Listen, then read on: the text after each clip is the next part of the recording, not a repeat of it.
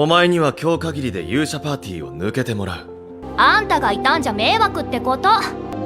もう俺の居場所はないんだな。今まで世話になったな。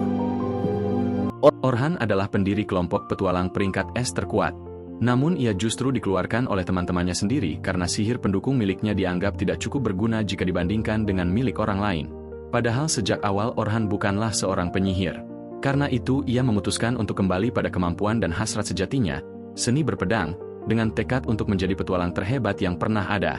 Sendirian Orhan mengembara tanpa tujuan, wajahnya tampak lelah seolah jenuh dengan keberadaannya sendiri, hingga ia berpapasan dengan seekor tikus iblis.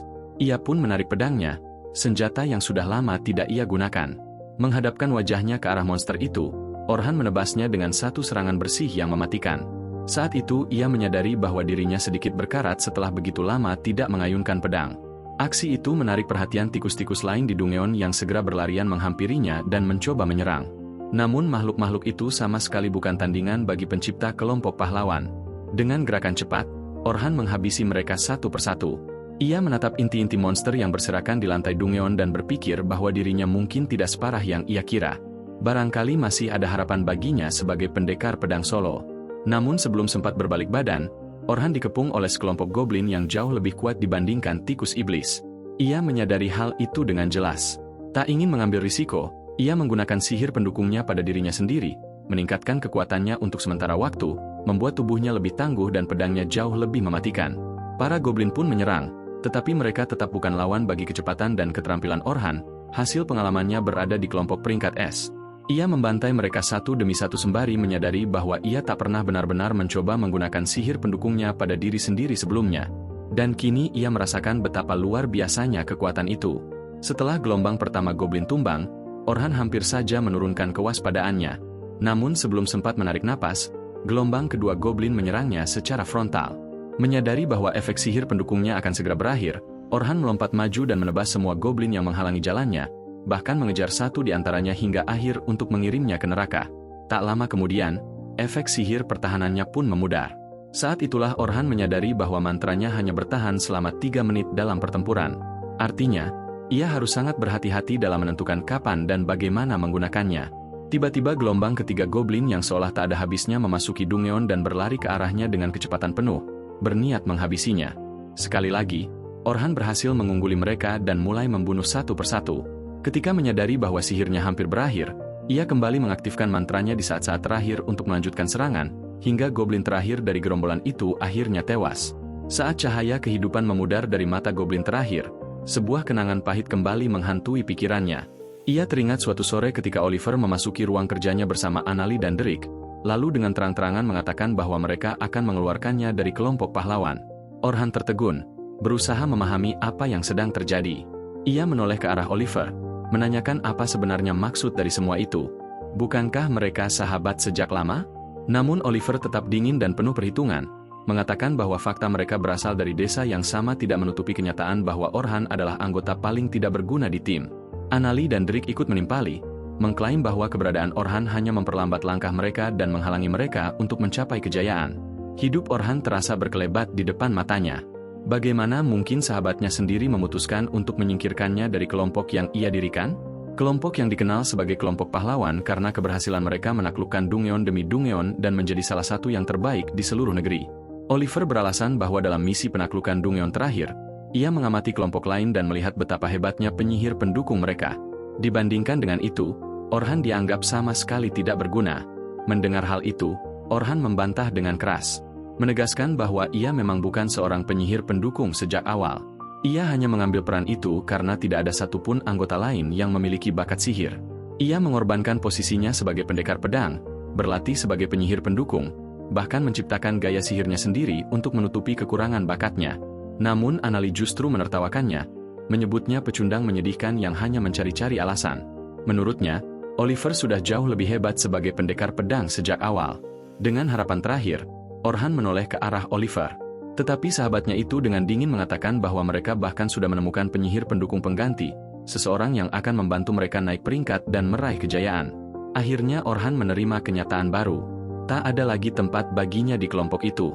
Dengan satu salam perpisahan terakhir, ia berbalik untuk pergi. Namun Anali kembali tertawa, mengatakan bahwa sejak awal Orhan memang tidak pantas berada di kelompok peringkat S karena kemampuan pedang dan sihirnya hanya berada di peringkat A. Seorang serba bisa yang payah, ahli dalam tidak satu pun. Kembali ke masa kini, Orhan melangkah maju sambil memikirkan gaya bertarung baru yang telah ia kembangkan, perpaduan antara peran pendekar pedang dan penyihir. Ia memutuskan untuk tetap menjadi seorang serba bisa, namun pada saat yang sama ia akan menguasai semuanya dan membuktikan betapa besarnya kesalahan Oliver dan yang lainnya. Saat hendak pergi, sekelompok 4 petualang berlari masuk ke ruang teleportasi dengan napas terengah-engah. Pemimpin mereka bertanya apakah semuanya baik-baik saja, karena mereka tidak menyangka akan menghadapi begitu banyak orki sekaligus.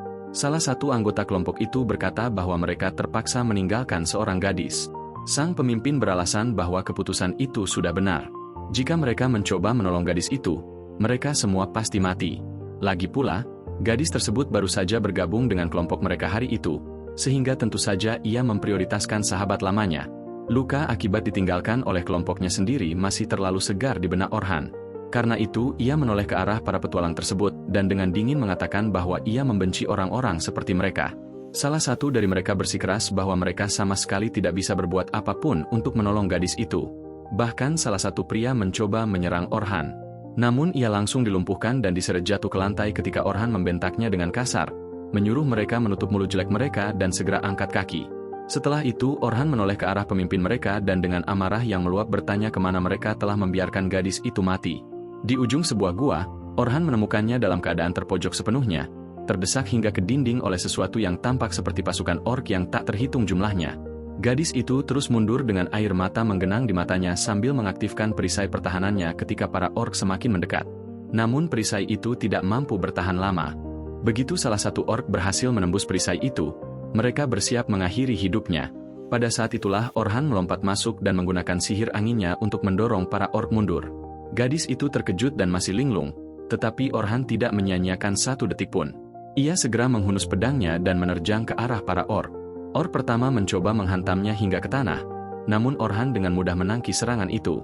Dengan sihir pendukungnya sebagai penguat, ia menebas para ork seolah-olah mereka terbuat dari mentega. Gadis itu berdiri terpaku dengan wajah bingung, bertanya-tanya apakah Orhan seorang pendekar pedang atau penyihir. Dengan sihir penguatannya, Orhan meningkatkan ketajaman pedangnya sebelum kembali menerjang, memotong senjata para ork sekaligus tubuh mereka. Dalam hati ia mengakui bahwa para pria tadi memang benar. Tidak mungkin mereka bisa menghadapi sebanyak itu ork sekaligus. Namun ia lebih memilih mati daripada meninggalkan anggota kelompoknya. Dengan tekad itu, Orhan menebas puluhan monster dalam satu rangkaian serangan. Sementara gadis itu menyaksikan dengan penuh kekaguman, bertanya-tanya siapa sebenarnya pria ini, Orhan terus melanjutkan pembantaiannya. Dalam gelombang serangan berikutnya, ia berhasil menghabisi setiap ork di dalam gua, meninggalkan hanya mayat-mayat dan inti kristal mereka yang berkilauan. Setelah semuanya berakhir, Orhan menoleh ke arah gadis berambut merah di ujung gua. Namun ia mendapati gadis itu telah terbaring di lantai, pingsan ketika adrenalin mulai surut. Saat matahari mulai tenggelam, mereka keluar dari Dungeon dan gadis berambut merah itu memperkenalkan dirinya sebagai Sofia. Sebagai ungkapan terima kasih karena telah menyelamatkan nyawanya, ia mengajak Orhan makan malam. Orhan pun menerima ajakan itu dan mengikuti Sofia menuju sebuah kedai milik Silver Rabbits Guild. Di sana ia menyadari bahwa Sofia adalah anggota guild tersebut karena terdapat lambang di jubahnya. Ia juga merasa gadis itu mengingatkannya pada seseorang meski tidak bisa mengingat siapa. Kebingungan itu terjawab ketika Sofia memperkenalkannya kepada kakak perempuannya, Selma, yang ternyata sudah dikenal Orhan, seorang enchanter peringkat S dari kelompok lain. Selma adalah enchanter terkuat di negeri itu dan sosok yang mencetuskan sistem pembagian peran, pendekar pedang sebagai penyerang, tank sebagai penahan serangan, dan penyihir sebagai pendukung. Ia memandangi Orhan dengan tatapan jijik dan bercanda akan menelepon FBI karena adiknya baru berusia 14 tahun. Sofia pun buru-buru menjelaskan bahwa Orhan benar-benar telah menyelamatkan nyawanya. Setelah itu Selma sedikit tenang dan memarahi adiknya karena masuk ke Dungeon sendirian tanpa memberitahunya terlebih dahulu. Percakapan pun berlanjut dan Orhan menceritakan bahwa ia telah dikeluarkan dari kelompok pahlawan sehingga kini praktis menjadi pengembara. Mata Selma langsung berbinar, membuat Orhan bertanya-tanya apakah ia berniat merekrutnya. Namun sebelum itu terjadi, Orhan menegaskan bahwa ia belum berniat bergabung dengan kelompok manapun dalam waktu dekat. Selma menyuruhnya berhenti berbesar kepala lalu bertanya apakah ia tertarik pada sebuah pekerjaan. Hal itu membuat Orhan terkejut sekaligus penasaran. Selma menjelaskan bahwa keesokan harinya sebuah kelompok besar dari Silver Rabbits Guild akan turun ke Dungeon. Ekspedisi itu akan dipenuhi petualang baru dan anggota berpangkat tinggi bertugas melindungi mereka, memastikan para bos lantai yang muncul setiap 10 tingkat dapat dikalahkan tanpa korban jiwa. Ekspedisi tersebut telah mendapat lampu hijau dari sponsor dan Selma sangat berharap Orhan bersedia ikut sebagai petualang tambahan.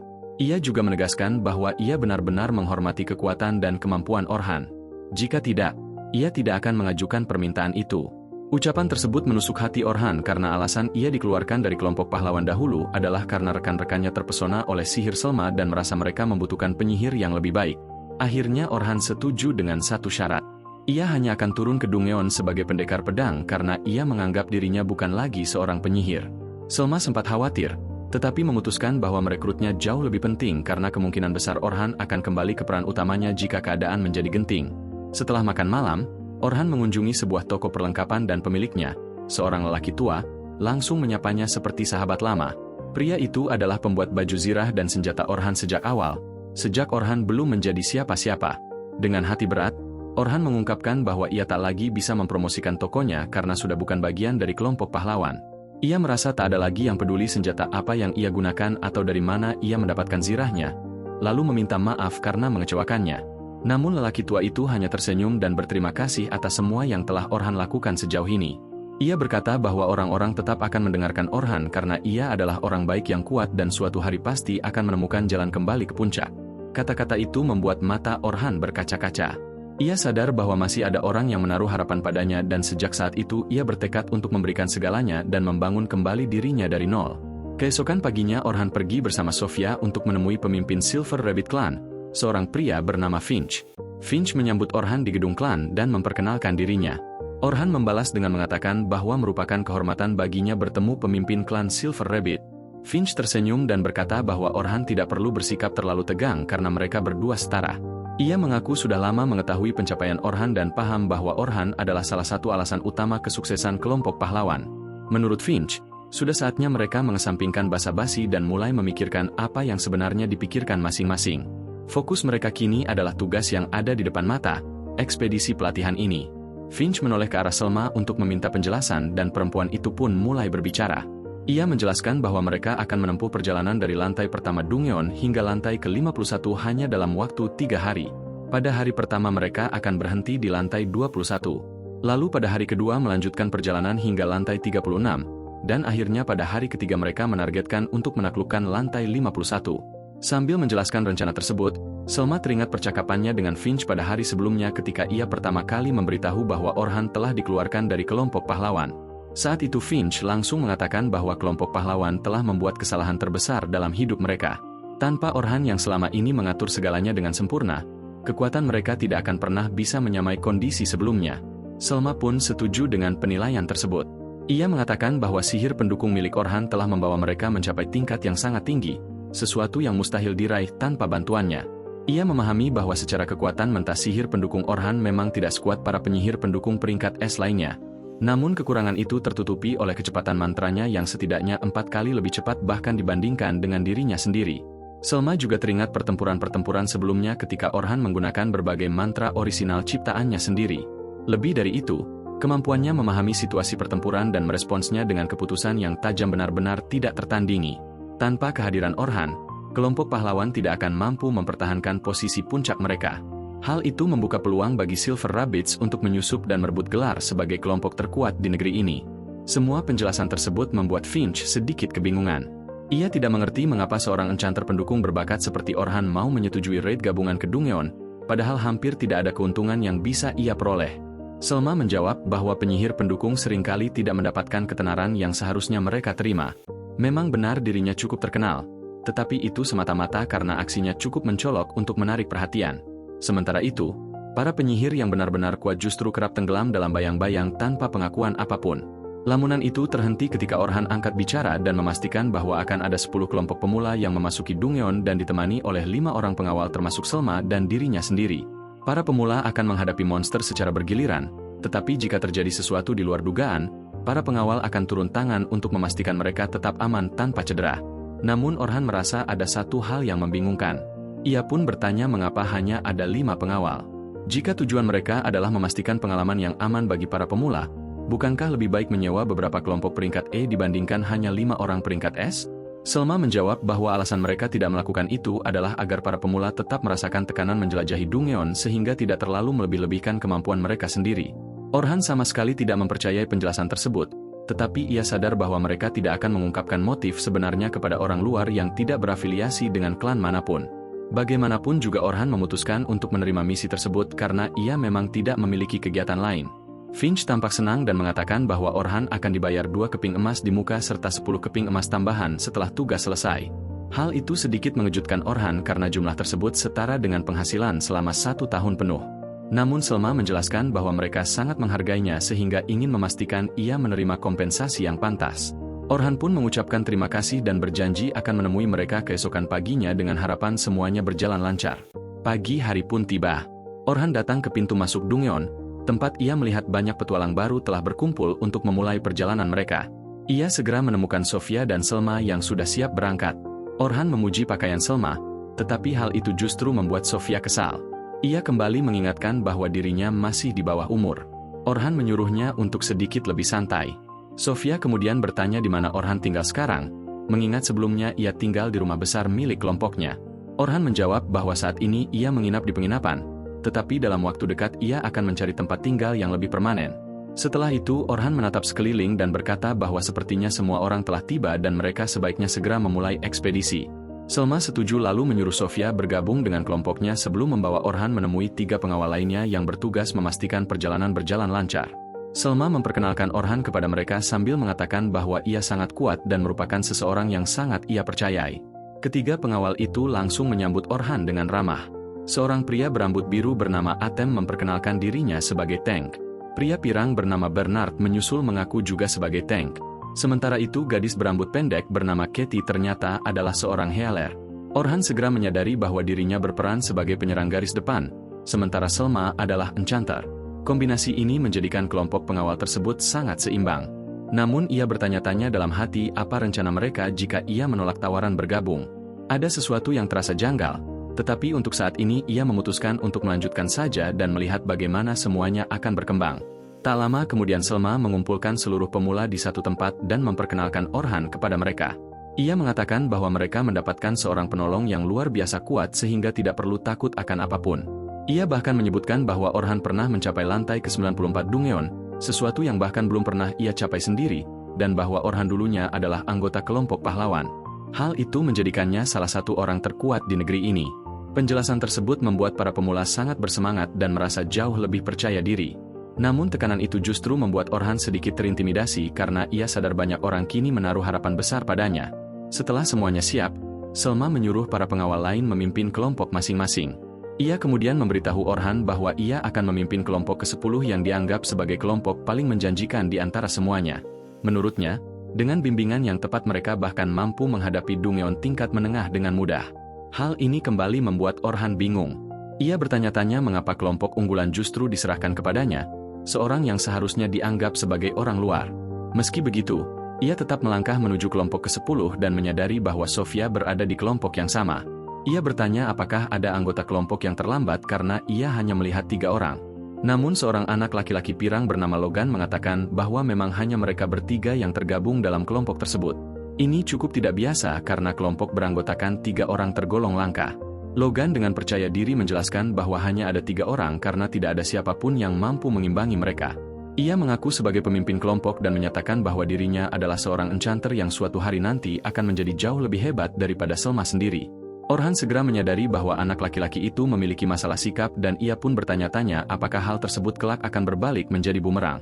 Namun untuk saat ini ia memilih melanjutkan ke gadis kedua. Gadis itu memperkenalkan dirinya sebagai Carol, seorang tank. Akan tetapi Orhan segera menyadari bahwa ia sama sekali tidak mengenakan zirah apapun. Ia pun bertanya apakah Carol akan mengenakan perlengkapan pelindung setelah mereka masuk ke Dungeon. Gadis itu dengan santai menjawab bahwa ia tidak menggunakan perisai maupun armor. Orhan kemudian bertanya apakah itu berarti ia lebih berfokus pada menghindar daripada menahan serangan. Carol mengiyakan dan menjelaskan bahwa ia tidak ingin satupun monster menyentuhnya. Tank tipe penghindar seperti ini tergolong sangat langka karena mereka biasanya mengandalkan kecepatan luar biasa serta keterampilan tinggi untuk mengelak dan melakukan serangan balik dari jarak dekat. Namun gaya bertarung seperti itu menuntut pengalaman tempur nyata, sesuatu yang jelas belum dimiliki gadis ini. Orhan pun bertanya apakah klannya tidak pernah memperingatkannya soal hal tersebut. Gadis pirang itu menjawab bahwa klan sudah berkali-kali menyuruh Carol bertindak seperti tank biasa sampai ia memiliki cukup pengalaman. Namun semua nasihat itu diabaikannya. Saat itulah Orhan menyadari bahwa ini mungkin adalah kelompok berbakat, tetapi pada saat yang sama juga kelompok bermasalah yang kemungkinan besar tidak ingin ditangani oleh para pengawal. Tak lama kemudian, ekspedisi akhirnya dimulai dan mereka semua memasuki Dungeon. Carol tidak berhenti berbicara sedetik pun dan terus-menerus mengomeli Orhan, menanyakan alasan ia meninggalkan kelompok lamanya hingga Orhan sendiri tidak tahu bagaimana cara membungkamnya.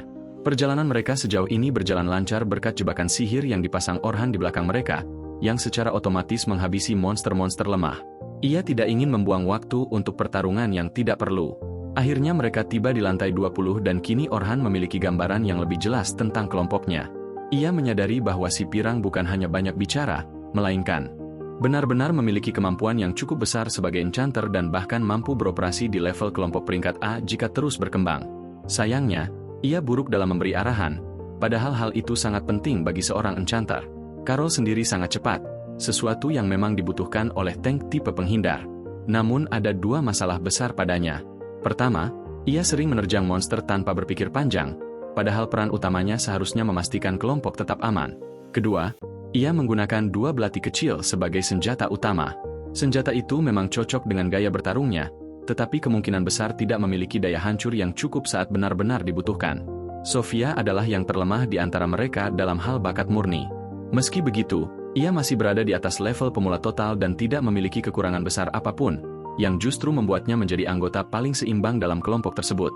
Di penghujung gua, para pengawal berhasil mengalahkan bos lantai 20. Itu berarti mereka dapat melanjutkan ke lantai 21 yang memang menjadi target hari pertama. Setelah mendaftarkan kartu identitas sebagai bukti pencapaian, mereka keluar untuk beristirahat malam itu dan berencana melanjutkan perjalanan keesokan paginya. Namun ketika Orhan terbangun keesokan harinya, ia diliputi keterkejutan dan keputusasaan saat menemukan sebuah surat kabar. Di halaman depannya terpampang fotonya untuk dilihat semua orang. Kelompok pahlawan secara resmi mengumumkan bahwa mereka telah mengusir Orhan dan merekrut enchanter baru sebagai penggantinya. Kenyataan ini menghantamnya jauh lebih keras daripada yang ia duga. Tetapi tidak ada apapun yang bisa ia lakukan. Ia pun melangkah keluar untuk menemui yang lain di Dungeon sambil bertanya-tanya apakah para pemula akan bersikap berbeda setelah membaca tajuk berita hari ini. Di tengah jalan, ia dihentikan oleh seorang gadis berambut biru yang ternyata adalah Luna, penyembuh dari kelompok pahlawan. Orhan teringat bagaimana bahkan di hari-hari terakhirnya ketika semua orang bersikap dingin padanya, Luna selalu tersenyum dan siap membantu. Pada hari ia diusir, Luna sedang menjalankan tugas lain. Jika tidak, mungkin tidak akan semudah itu bagi yang lain untuk menyingkirkannya. Luna segera menggenggam tangan Orhan dan memohon agar ia kembali, bersikeras bahwa ia akan menemukan cara untuk membuat kelompok memahami betapa mereka membutuhkannya. Ia mengingatkan janji mereka untuk menaklukkan Great Dungeon bersama-sama. Namun hal itu justru membuat Orhan marah. Ia menyatakan bahwa janji itu dibuat oleh mereka bertiga, termasuk Oliver, dan justru Oliverlah yang mengusirnya dari kelompok. Dengan hati yang terluka, Orhan membalikan badan dan mengatakan kepada Luna bahwa ia tidak akan pernah kembali ke kelompok itu lagi, lalu melangkah menuju pintu masuk Dungeon. Dalam perjalanan, Orhan memikirkan pengasingannya dari kelompok pahlawan. Berita yang terpampang jelas di surat kabar hari ini membuat para rekrutan baru pasti kebingungan memandangnya.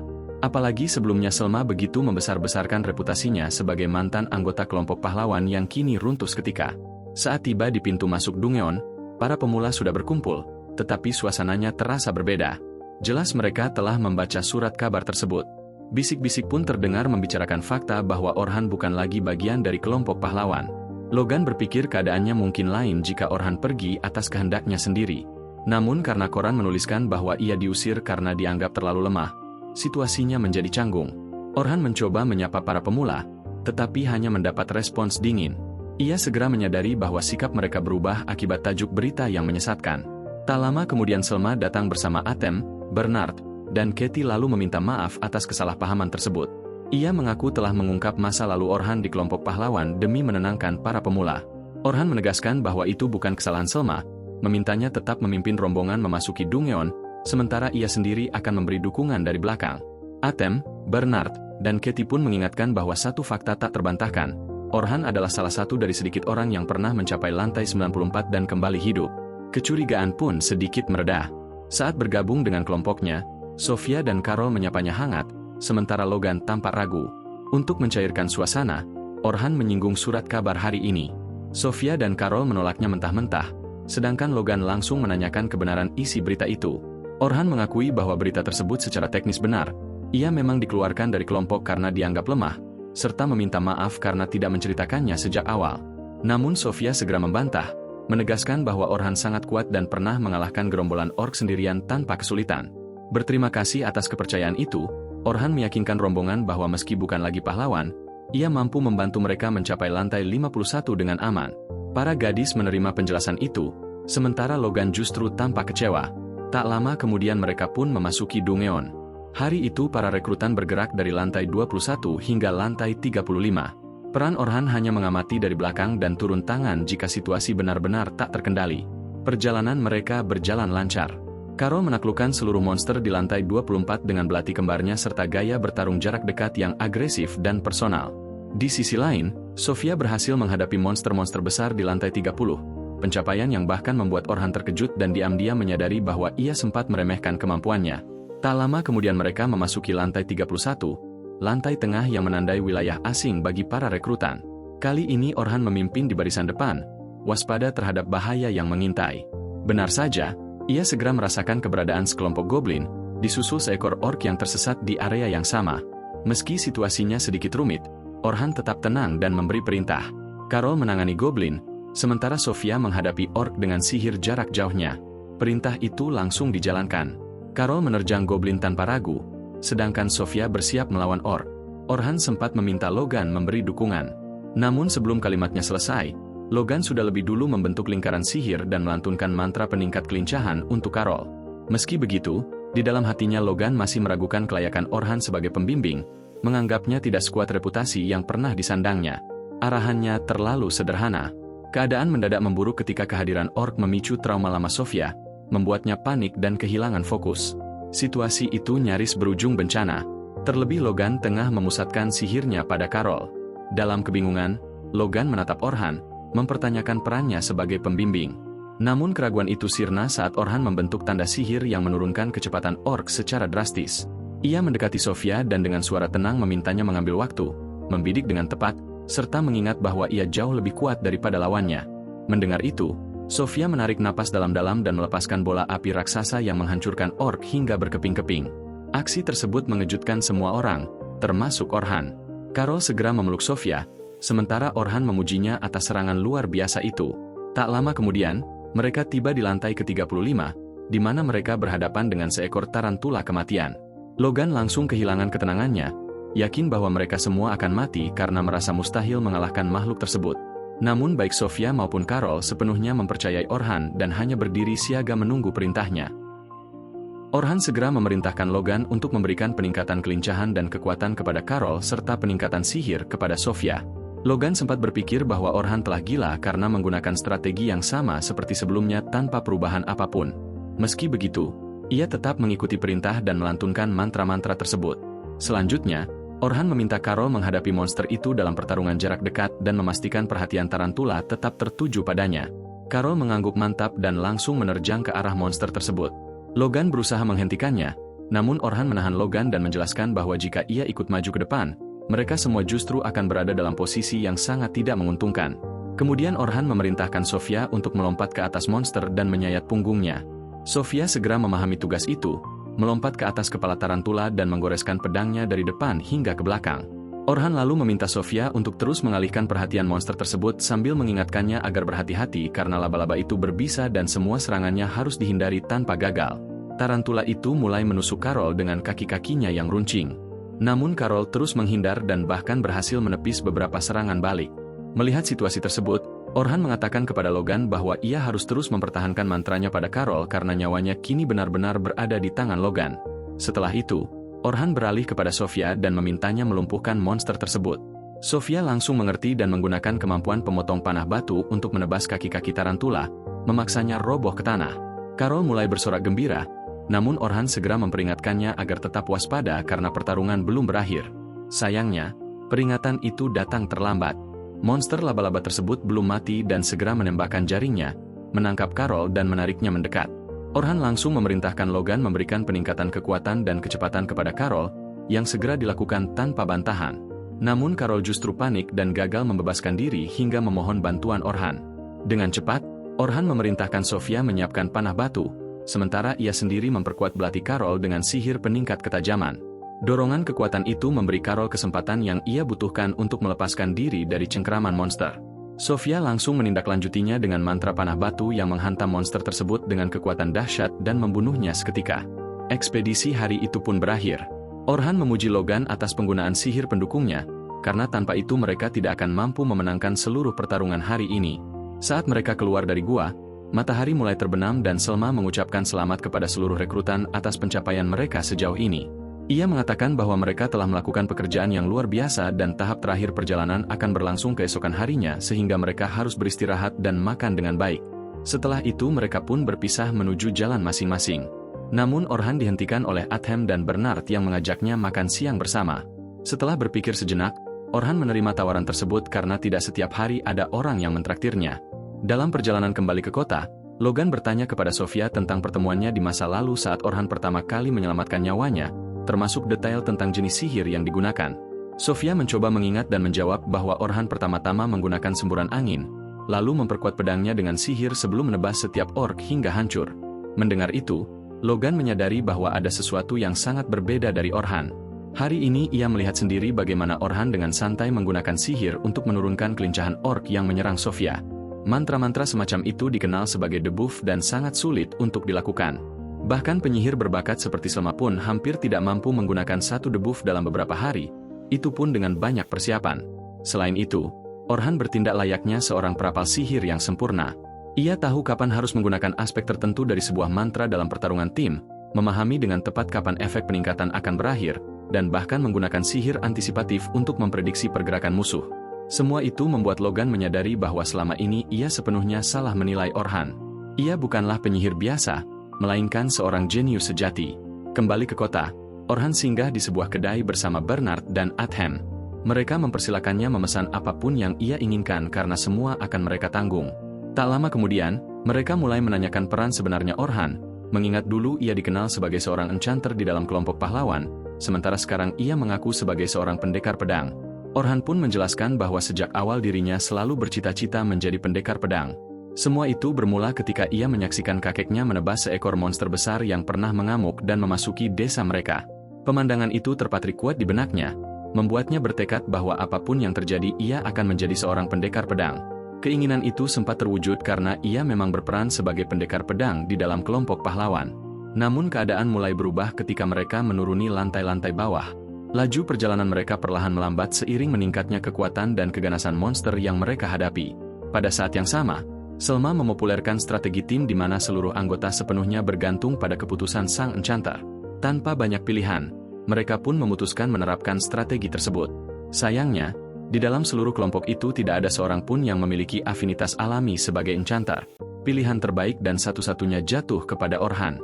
Demi kepentingan tim, ia akhirnya merelakan posisinya sebagai pendekar pedang dan mengambil peran sebagai enchanter. Dalam hati, Orhan berpikir pahit bahwa kelompok pahlawan sudah tidak memiliki peluang untuk menaklukkan lantai berikutnya. Namun ia segera menepis pikiran itu, merasa bahwa semua itu tak lagi layak untuk dipikirkan. Kepada kedua temannya, ia mengungkapkan tekad barunya.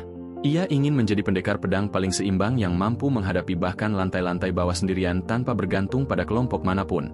Ia sama sekali tidak menyadari bahwa pada keesokan harinya kelompok pahlawan akan datang menemuinya di Dungeon yang justru ingin ia taklukkan. Keesokan paginya, Orhan melangkah menuju gua sambil memikirkan bahwa hari itu kemungkinan besar akan menjadi hari terakhirnya memimpin kelompok muda tersebut. Dari kejauhan, tak jauh dari pintu masuk, ia melihat Sofia dan anggota lainnya sudah menunggunya. Sambutan hangat langsung menyambut kedatangannya dan Orhan bisa merasakan perbedaan yang jelas.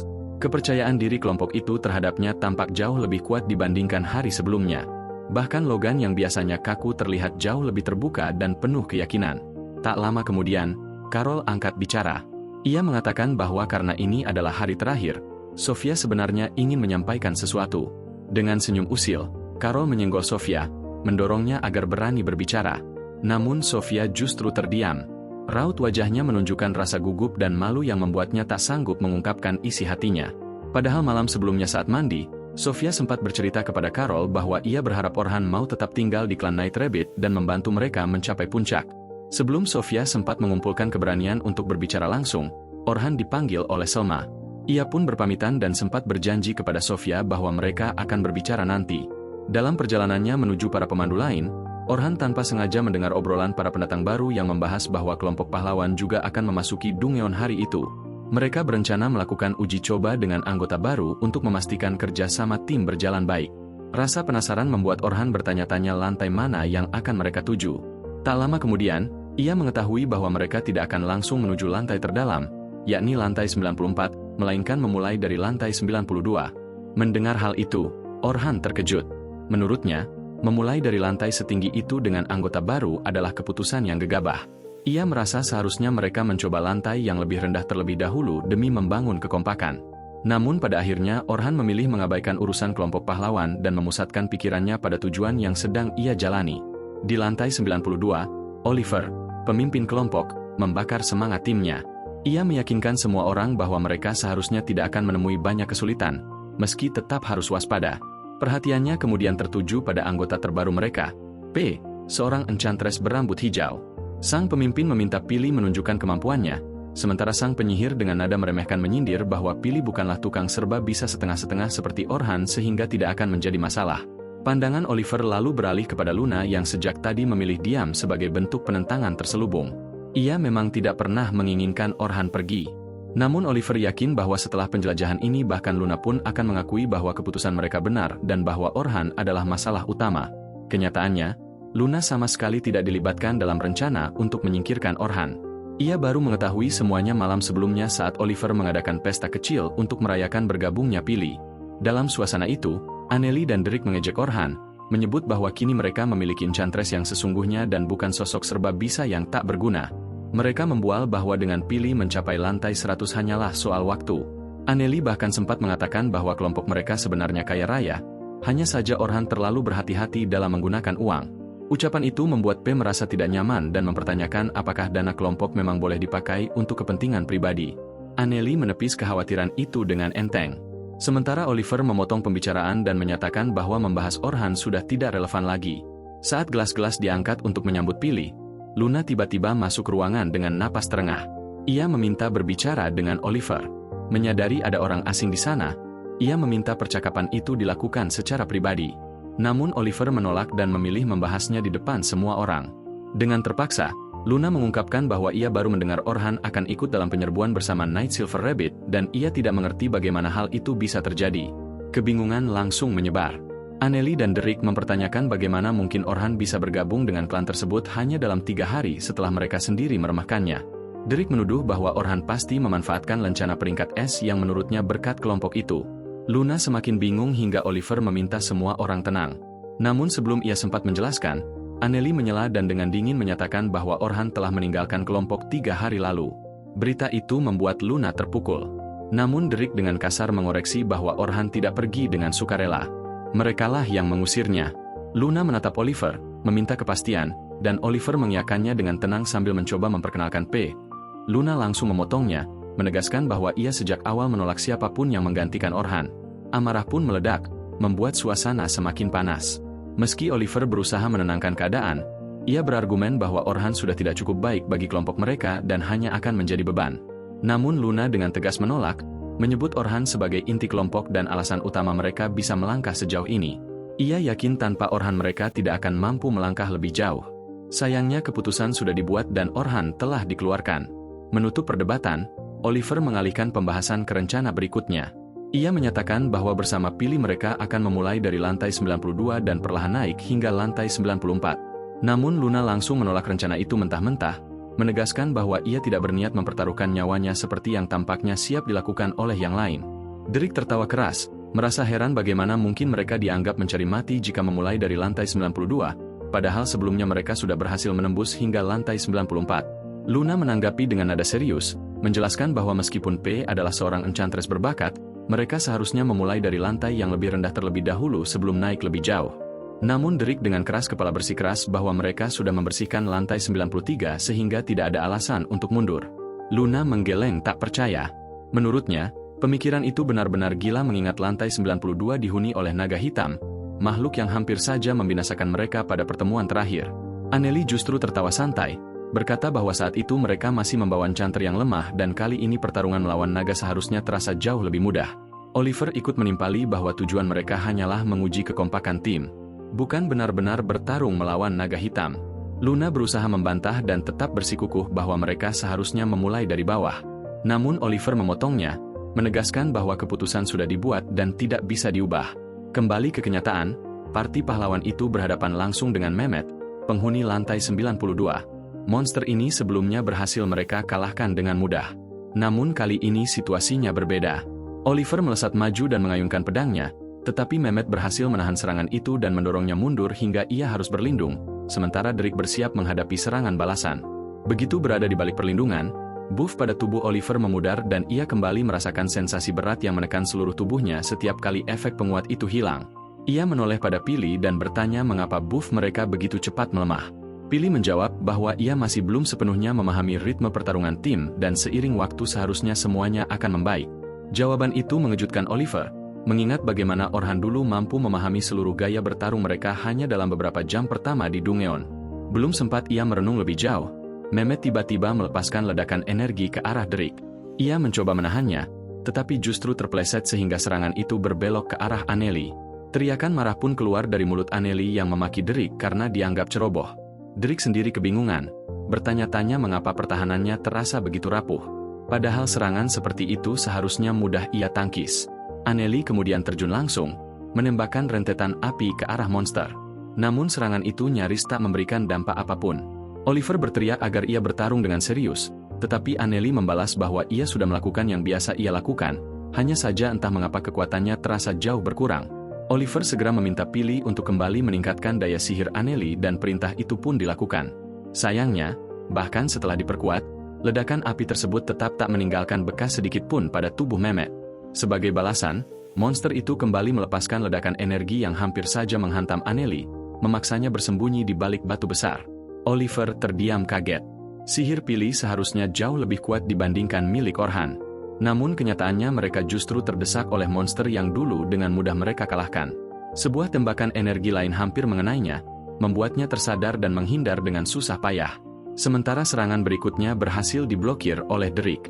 Oliver memerintahkan Anneli untuk menyerang dari samping, tetapi usaha itu pun gagal dan memaksanya mundur sambil menghindari serangan balik monster.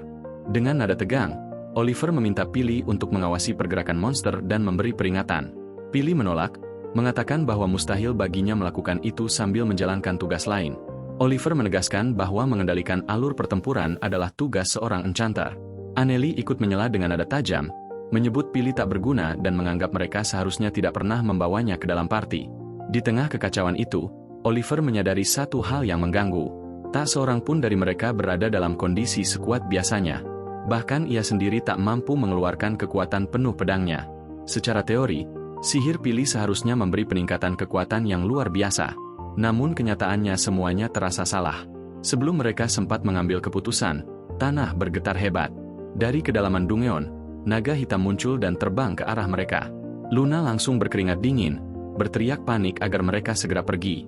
Sang naga mendarat dengan brutal, menghancurkan Mehmet di bawah tubuhnya tanpa usaha berarti. Oliver terpaku, tak mengerti mengapa naga hitam keluar dari wilayahnya, sesuatu yang seharusnya tidak terjadi. Meski demikian, ia menolak mundur dan bersikeras bahwa mereka pernah mengalahkannya sekali dan bisa melakukannya lagi. Drake segera bersiap menahan serangan api naga, tetapi kali ini kekuatannya tak sebanding dan ia terpental keras. Sementara Anneli, meski sempat berlindung di balik batu, tetap terkena dampak serangan dan terjatuh pingsan. Luna mendesak Oliver untuk segera kabur. Namun Oliver malah memerintahkan Pili untuk memperkuatnya. Ia mengerahkan serangan andalannya, menabrakkan kekuatan pedangnya dengan semburan api naga. Benturan dahsyat itu membuatnya terpental, berlutut di tanah dalam keadaan linglung dan tak tahu harus berbuat apa. Dengan cepat, Luna menariknya dan mengatakan bahwa satu-satunya jalan keluar adalah menggunakan kristal teleport darurat atau mereka akan mati di tempat. Pili memperingatkan bahwa teleport itu akan mengirim mereka langsung ke ruang bos tingkat lebih rendah, memaksa mereka bertarung lagi. Namun Luna menegaskan bahwa mereka tak punya pilihan lain. Oliver akhirnya mengalah, mengumpulkan seluruh anggota tim dan membuka portal pelarian.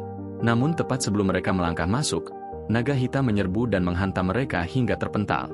Dalam kengerian yang luar biasa, mereka melihat sang naga ikut masuk ke dalam portal dan menghilang. Drake sempat mengira itu mungkin yang terbaik, tetapi Luna langsung membantah dan menyebut itu sebagai hal terburuk yang bisa terjadi. Kini kemungkinan besar parti petualang peringkat rendah akan menjadi korban naga tersebut. Mereka harus segera kembali ke guild dan memaksa evakuasi seluruh petualang di Dungeon. Dalam perjalanan berlari keluar, Luna akhirnya mengungkapkan kebenaran yang selama ini tersembunyi. Alasan mereka merasa begitu kuat sebelumnya adalah karena Orhan telah menciptakan sihir orisinal yang mampu meningkatkan kekuatan serangan magis hingga 50 kali lipat. Pilih terkejut karena bahkan Selma hanya mampu meningkatkan kekuatan 10 kali lipat. Luna menegaskan bahwa itulah kenyataannya. Tanpa Orhan, mereka hanyalah kelompok petualang biasa. Meski demikian, Oliver menolak mempercayainya. Dengan amarah membara, ia bersumpah akan membunuh naga itu tanpa bantuan Orhan sambil terus berlari menuju Guild House, berharap belum ada nyawa yang melayang.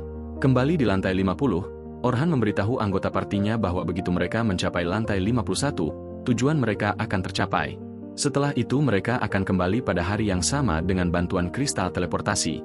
Semua anggota parti mengangguk setuju. Namun entah kenapa perut Orhan terasa tidak enak.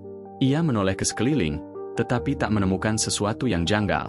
Pandangannya kemudian terangkat ke langit gelap di mana awan tebal menutupi matahari sepenuhnya. Ia bertanya-tanya mengapa perasaan aneh ini muncul. Segalanya tampak berjalan lancar.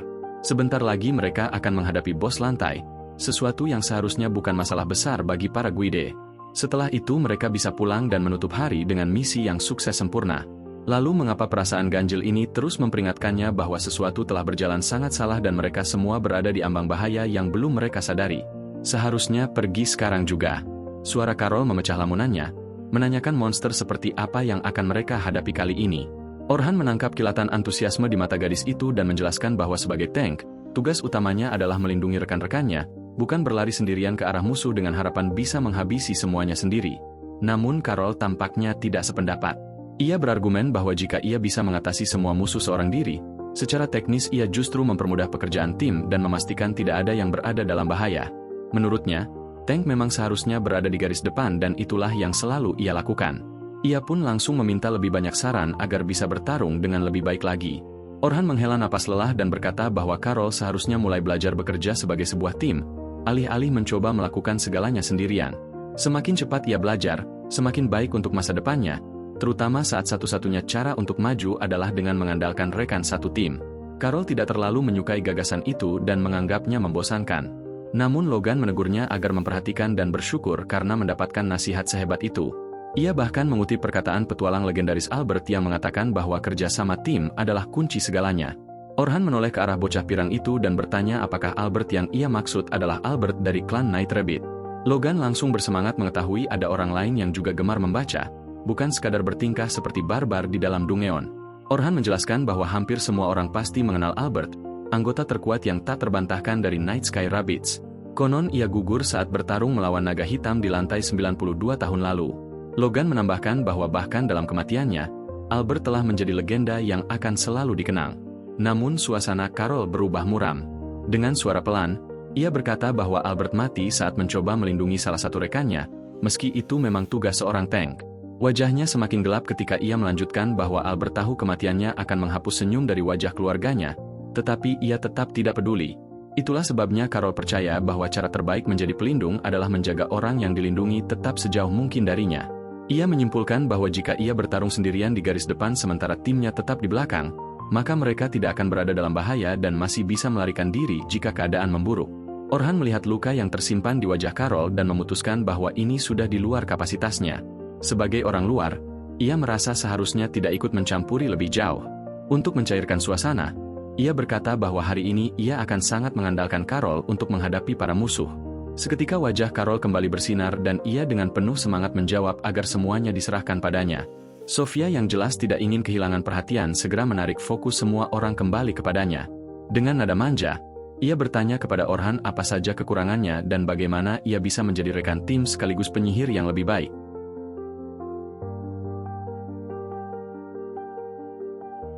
Mendengar itu, Logan ikut menyela mengatakan bahwa ia juga ingin tahu bagaimana cara memperbaiki dirinya. Orhan meminta mereka semua untuk tenang lalu melangkah maju menuju lantai 36, tempat para pendatang baru mulai melakukan pemanasan. Selma memanggil Orhan, mengingatkannya bahwa hari ini adalah hari terakhir sekaligus yang paling menantang sejauh ini. Karena itu mereka harus memastikan tidak ada yang salah dan ekspedisi berakhir dengan sukses. Ia kemudian menoleh ke arah party Orhan dan berkomentar bahwa anak-anak itu tampaknya sangat menyukainya. Orhan dengan jujur mengaku bahwa setelah artikel di koran terbit, ia sempat mengira telah kehilangan seluruh rasa hormat yang mungkin mereka miliki padanya. Namun ternyata ia salah. Anak-anak ini jauh lebih cerdas dan mandiri daripada yang terlihat. Selma setuju, mengatakan bahwa meskipun kelompok ini terkadang merepotkan, mereka memiliki masa depan yang cerah. Ia lalu menambahkan bahwa kematian Albert merupakan pukulan besar bagi klan mereka. Sebagai bintang klan, kepergiannya membuat mereka tertinggal. Dan sejak saat itu, klan lama Orhan, yaitu Hero Party, mulai mengambil alih posisi terdepan. Orhan mengakui bahwa pertarungan melawan naga hitam juga sangat sulit bagi mereka. Mereka hampir saja kehilangan seseorang, sesuatu yang bisa melumpuhkan party sepenuhnya. Selma mengatakan bahwa lubang yang ditinggalkan Albert hingga kini belum pernah benar-benar tertutup. Lalu secara langsung ia bertanya apakah Orhan bersedia bergabung dengan party mereka. Orhan menjawab bahwa ia merasa terhormat, tetapi sebuah party tidak membutuhkan dua enchanter, terlebih jika salah satunya adalah penyihir terbaik di benua ini. Selma tersipu lalu menjelaskan bahwa ia tidak bermaksud mengajaknya sebagai enchanter, melainkan sebagai pendekar pedang. Pernyataan itu membuat Orhan terkejut. Selma pun berkata bahwa hari ini ia akan mengamatinya dan melihat kemampuan Orhan sebagai seorang swordsman. Tak lama kemudian, semua orang berpencar ke dalam kelompok masing-masing, meninggalkan Orhan bersama 3 pendatang baru yang harus ia awasi. Carol bertanya mengapa mereka harus berpencar sejauh itu, karena ia tidak suka ide tersesat di labirin gua. Orhan tertawa dan menjelaskan bahwa ini adalah latihan yang bagus. Dalam banyak situasi, sebuah party memang harus berpisah untuk memeriksa banyak jalur sekaligus demi menemukan jalan menuju ruang bos. Itulah alasan mengapa klan besar seperti Night Sky Rabbits selalu unggul. Mereka bisa memetakan seluruh sistem gua dengan sangat cepat. Logan dengan percaya diri mengatakan bahwa Orhan pernah mencapai lantai terdalam yang pernah dilihat siapapun, jadi mereka seharusnya tidak akan menghadapi masalah di sini. Sementara itu, Selma dan Carol mengerubunginya penuh rasa ingin tahu, menanyakan seperti apa Dungeon di lantai-lantai terdalam dan monster apa saja yang biasa muncul di sana. Orhan menjawab bahwa lantai-lantai terdalam dimulai sekitar lantai 72, tempat ekosistem berubah drastis menjadi pegunungan bersalju yang ganas lengkap dengan badai salju dan blizzard yang datang silih berganti. Di sana kadal es mengintai dalam kegelapan, menunggu mangsanya terlelap. Setelah mengatakan itu, Orhan segera meminta mereka untuk tetap fokus pada tugas yang ada karena ia tidak ingin semua orang ketakutan sebelum waktunya. Dengan demikian mereka pun bergerak semakin ke dalam Dungeon. Seluruh gua terasa kosong, menciptakan suasana yang sangat mencekam. Logan berkomentar bahwa sejak tadi mereka belum melihat satupun monster di lantai ini. Ia menoleh ke arah Orhan dan bertanya apakah lantai ke-40 memang biasanya seperti ini. Orhan menggeleng pelan, sementara perasaan tidak enak di perutnya semakin menguat. Ia mulai bertanya-tanya apakah firasatnya benar bahwa ada sesuatu yang sangat tidak beres dengan Dungeon hari ini. Di tengah keheningan itu, Carol mulai ribut mengeluh karena ingin segera bertarung dengan monster. Tepat saat itu, dari balik salah satu batu muncul seekor goblin biru. Mata Carol langsung berbinar. Ia begitu senang akhirnya melihat monster hingga langsung menyerbu tanpa berpikir panjang. Orhan berusaha menghentikan Carol, tetapi gadis itu sudah melaju terlalu jauh. Dengan cepat, Orhan menggunakan sihir pelemah kelincahan untuk memperlambat goblin biru tersebut, memberi celah bagi Carol untuk menghabisinya dengan satu serangan bersih. Carol bersorak kecil merayakan kemenangannya, namun Orhan segera menegurnya agar tidak gegabah. Ia menjelaskan bahwa goblin biru dikenal cepat dan kuat. Jika Carol sampai terluka, Logan dan Sofia bisa terpaksa meninggalkan posisi aman mereka dan ikut terancam. Menyadari kesalahannya, Carol mengangguk pelan. Untuk mencairkan suasana, Orhan mulai mengajarkan teknik bertahan aktif. Ia menjelaskan bahwa Carol harus fokus membaca gerakan lawan dan menyerang tepat sebelum musuh melancarkan serangan. Dengan begitu, serangan bisa dipatahkan sebelum terjadi dan tim memperoleh keuntungan besar. Carol mendengarkan dengan kagum. Namun tiba-tiba Logan mendorongnya ke samping dan memperingatkan semua orang agar berbalik. 2 serigala monster melesat dari belakang. Sebelum mereka sempat mendekat, perangkap sihir yang telah dipasang aktif dan menancapkan duri-duri tajam ke tubuh keduanya. Orhan kemudian menyarankan Logan untuk mulai mempelajari sihir perangkap. Dengan begitu, tim bisa fokus pada musuh di depan tanpa khawatir diserang dari belakang. Logan menyerap setiap kata dengan penuh semangat, bertekad menjadi penyihir seperti Orhan suatu hari nanti. Kepada Sofia, Orhan menyarankan agar ia mulai berlatih menggunakan 2 mantra sekaligus. Sofia sempat ragu karena terdengar rumit, tetapi Orhan meyakinkannya bahwa dengan latihan, hal itu bisa dikuasai siapa saja. Ia menjelaskan bahwa penyihir tingkat lanjut bahkan mampu mempertahankan belasan mantra secara bersamaan. Sofia bertanya mengapa tidak langsung fokus pada satu mantra kuat saja. Orhan menjelaskan bahwa sihir kuat membutuhkan waktu persiapan lama, menciptakan celah berbahaya. Dengan menguasai beberapa mantra, ia bisa menyiapkan mantra berikutnya sebelum yang pertama dilepaskan, meminimalkan jeda dan risiko. Akhirnya mereka tiba di ruang bos. Para pemandu meminta pendatang baru mundur dan menyaksikan saja. Pertarungan dimulai. Dalam sekejap, Orhan bergerak ofensif. Ia menyerang kaki monster tepat sebelum makhluk itu melancarkan serangan, membuatnya terhuyung. Tanpa memberi kesempatan bangkit, Orhan memasang perangkap di belakangnya, menciptakan dinding pembatas agar monster tak bisa menghindar. Selma menggunakan sihir multijurus, membentuk 5 lingkaran sihir sekaligus. Sang tank menahan gempuran, dan seorang pendekar mengakhiri pertarungan dengan satu tebasan bersih. Para pendatang baru terpaku kagum. Tidak ada gerakan sia-sia. Semua presisi, semua sempurna. Ekspedisi berlanjut hingga mereka mencapai ruang bos lantai 50. Kali ini, seekor kepiting raksasa dengan cangkang nyaris tak tertembus menghadang mereka. Selma berkata kepada Orhan bahwa ia adalah yang terkuat di antara mereka. Jika ia mampu menebas capit raksasa itu, sisanya bisa menyelesaikan pertarungan. Orhan tersenyum, menghunus pedangnya. Tank sempat memperingatkan bahwa cangkang kepiting itu sangat keras, tetapi Orhan melompat ke udara tanpa ragu dan menghantamkan pedangnya ke sendi capit. Dalam satu tebasan, capit raksasa itu terputus. Ancaman terbesar pun lenyap. Selma dan yang lain segera menghabisi monster tersebut tanpa kesulitan. Tepuk tangan bergema ketika ekspedisi dinyatakan sukses. Namun perayaan itu terhenti. Orhan merasakan firasat mengerikan. Udara bergetar. Realitas akan retak, membentuk celah dimensi di udara. Dari dalamnya, seekor naga hitam muncul. Makhluk itu terbang lurus ke arah mereka. Dan untuk sesaat, seluruh Dungeon terdiam.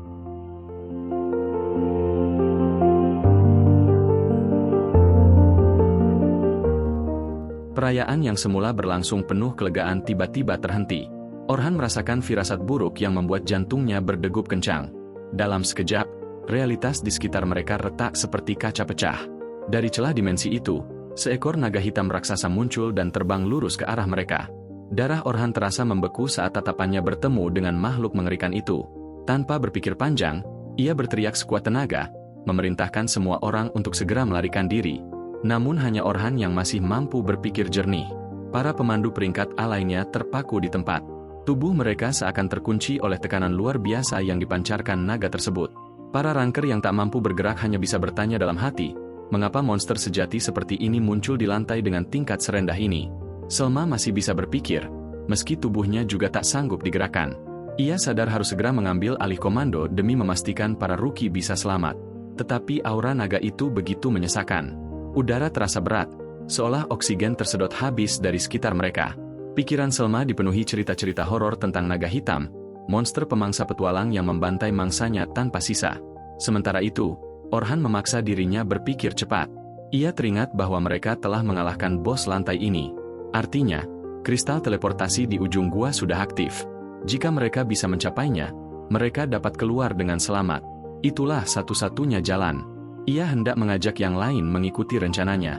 Namun saat menoleh, ia terdiam. Semua orang masih terperangkap dalam kondisi seperti kesurupan, tak mampu mengalihkan pandangan dari naga itu. Situasi ini sangat berbahaya. Monster secara naluriah tertarik pada kerumunan besar. Jika mereka tidak segera bergerak, semuanya akan musnah dalam sekejap. Sesaat, terlintas di benak Orhan untuk berlari sendiri menuju kristal. Ia yakin bisa selamat sendirian. Namun pikiran itu langsung ia buang. Ia merasa jijik pada dirinya sendiri. Ia tidak akan mengkhianati mereka. Apapun risikonya, ia akan melawan naga itu dan memberi waktu bagi yang lain untuk kabur. Dengan tekad membara, Orhan mencengkeram pedangnya dan mencabutnya. Ia berteriak memerintahkan para pemandu mengambil posisi. Suaranya memecah kebekuan. Selma tersadar. Ia segera mengatur formasi defensif untuk melindungi para rookie. Para petualang peringkat A bergerak cepat. Seorang penyihir menciptakan penghalang sihir untuk menahan serangan naga. Namun Selma tahu, penghalang itu tidak akan cukup jika naga mengeluarkan kekuatan penuhnya.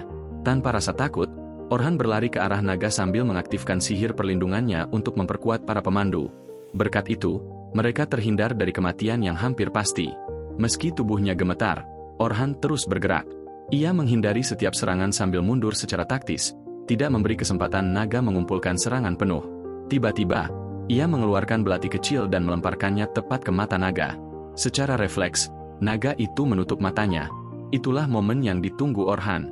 Dalam sepersekian detik, ia melompat dan mengayunkan pedangnya dengan kekuatan penuh, berniat memenggal kepala naga dalam satu tebasan. Ledakan dahsyat tercipta dari benturan itu. Para pemandu sempat mengira monster tersebut telah tumbang. Namun Orhan tetap siaga. Ia tahu pertarungan belum selesai. Benar saja, ketika debu menghilang, naga itu bangkit kembali dengan raungan penuh amarah. Tubuhnya sama sekali tidak terluka. Orhan segera memerintahkan para pemandu melindungi para ruki dari segala arah. Sementara ia sendiri mengalihkan perhatian naga. Selma tanpa ragu. Tetapi Orhan menatapnya dan tersenyum menenangkan. Ia mengatakan agar Selma tidak khawatir, karena ia memiliki rencana. Ia meminta para ruki bertahan, lalu kembali melesat ke arah naga. Naga itu mengumpulkan napas apinya dan menyerang. Orhan menghindar dengan lincah, berlari mengitari tubuh raksasa itu untuk memancing perhatiannya. Selma dan yang lain terperangah melihat keterampilan serta keberanian Orhan. Dalam hatinya, Selma bertanya pada diri sendiri, apakah keputusannya membiarkan Orhan menghadapi monster yang bahkan pernah membunuh pahlawan legendaris Albert adalah pilihan yang tepat. Ia menyadari betapa dalam perasaannya pada Orhan, dan betapa hancurnya dirinya jika sesuatu terjadi padanya. Namun Orhan sepenuhnya fokus pada pertarungan. Ia terus menghindari serangan demi serangan. Bahkan ia berhasil memantulkan salah satu serangan naga kembali ke arah pemiliknya. Logan dan Sofia terkejut. Mereka belum pernah melihat sihir refleksi seperti itu. Bahkan penyihir terkuat pun belum tentu mampu melakukannya. Sihir refleksi tersebut adalah mantra orisinal milik Orhan, yang memantulkan serangan sihir kembali ke penyerang dengan kekuatan 2 kali lipat. Sayangnya, sisik naga terlalu keras.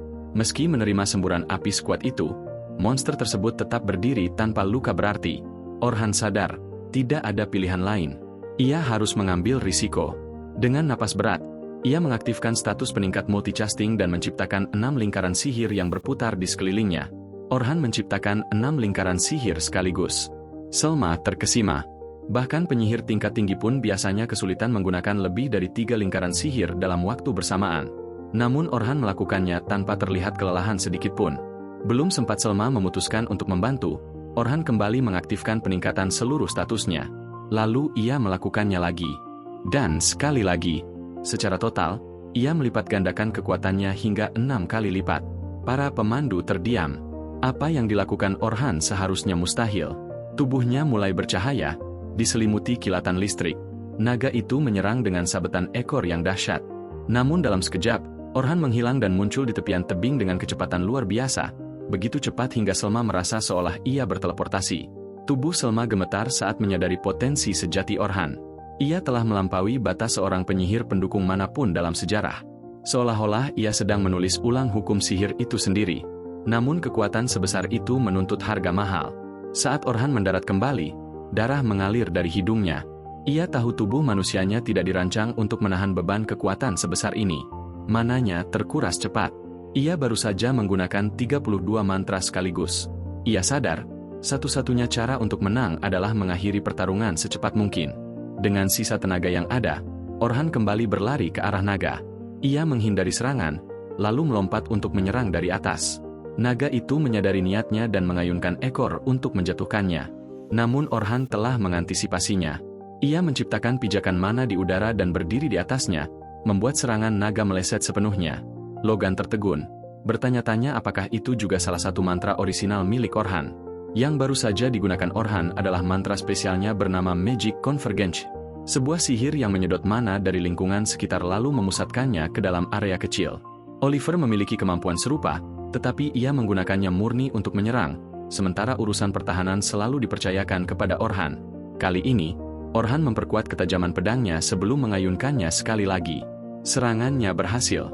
Pedangnya menghantam leher naga dengan kekuatan dahsyat.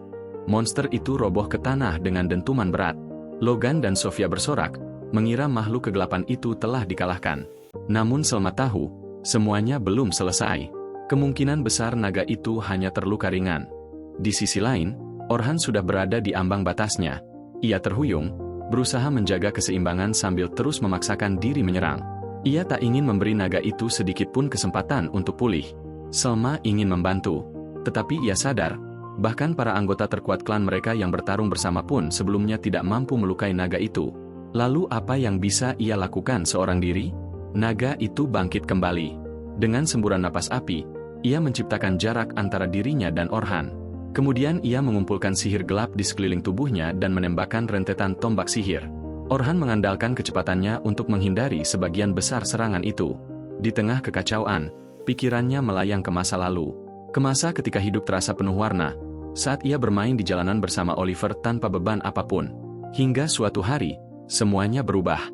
Sekelompok bandit menyerang desa mereka, menghancurkan segalanya dan merenggut orang-orang yang mereka cintai. Mereka tak berdaya, hanya bisa menangis saat dunia di sekitar mereka terbakar. Keesokan paginya, mereka menguburkan setiap orang yang berhasil ditemukan. Sejak hari itu, Orhan dan Oliver bersumpah untuk menjadi lebih kuat setiap hari. Mereka bertekad melindungi orang-orang dan hal-hal berharga agar tak seorang pun bisa merenggutnya lagi. Kenangan itu menjadi bahan bakar bagi Orhan. Ia melangkah keluar dari debu dan berjalan lurus menuju naga, menolak menyerah meski kematian terasa begitu dekat. Naga mulai mengisi serangan terkuatnya, serangan yang telah merenggut nyawa banyak petualang dan dianggap sebagai perwujudan kematian itu sendiri. Orhan bersiap. Saat tombak-tombak sihir kembali ditembakkan, ia bergerak meliuk dan menyelinap di antara serangan-serangan itu. Ujung tombak meleset hanya sejengkal dari tubuhnya. Ia terus maju, melepaskan bola api sebagai pengalih perhatian, lalu mencoba menebas kepala naga. Namun tebasannya gagal. Sisik naga mengeras seperti perisai yang tak dapat dihancurkan. Orhan segera mundur, menghindari sebagian besar tombak sihir, lalu menciptakan dinding pelindung di depannya. Naga mengubah pola serangannya. Salah satu tombak dilengkungkan untuk menyerang dari belakang. Serangan itu nyaris mustahil dihindari. Namun refleks Orhan yang luar biasa membuatnya mampu memantulkan tombak tersebut dan menyelamatkan dirinya. Ia terus menekan, terus menyerang dan menghindar tanpa henti. Ia memastikan naga itu tidak memiliki ruang untuk mengincar para petarung pemula. Ia teringat dulu selalu bertarung bersama tim, masing-masing dengan perannya sendiri. Kini ia sendirian. Pikiran itu segera ia singkirkan. Ia mengingat sumpahnya, mengalahkan naga ini seorang diri. Menjadi petualang yang tak membutuhkan siapapun untuk bertahan di dungeon manapun. Dengan tekad itu, Orhan memasang kartu jebakan yang terus menghujani naga dengan serangan presisi tanpa henti. Serangan itu memberinya waktu untuk mengisi Magic Convergence ke dalam pedangnya.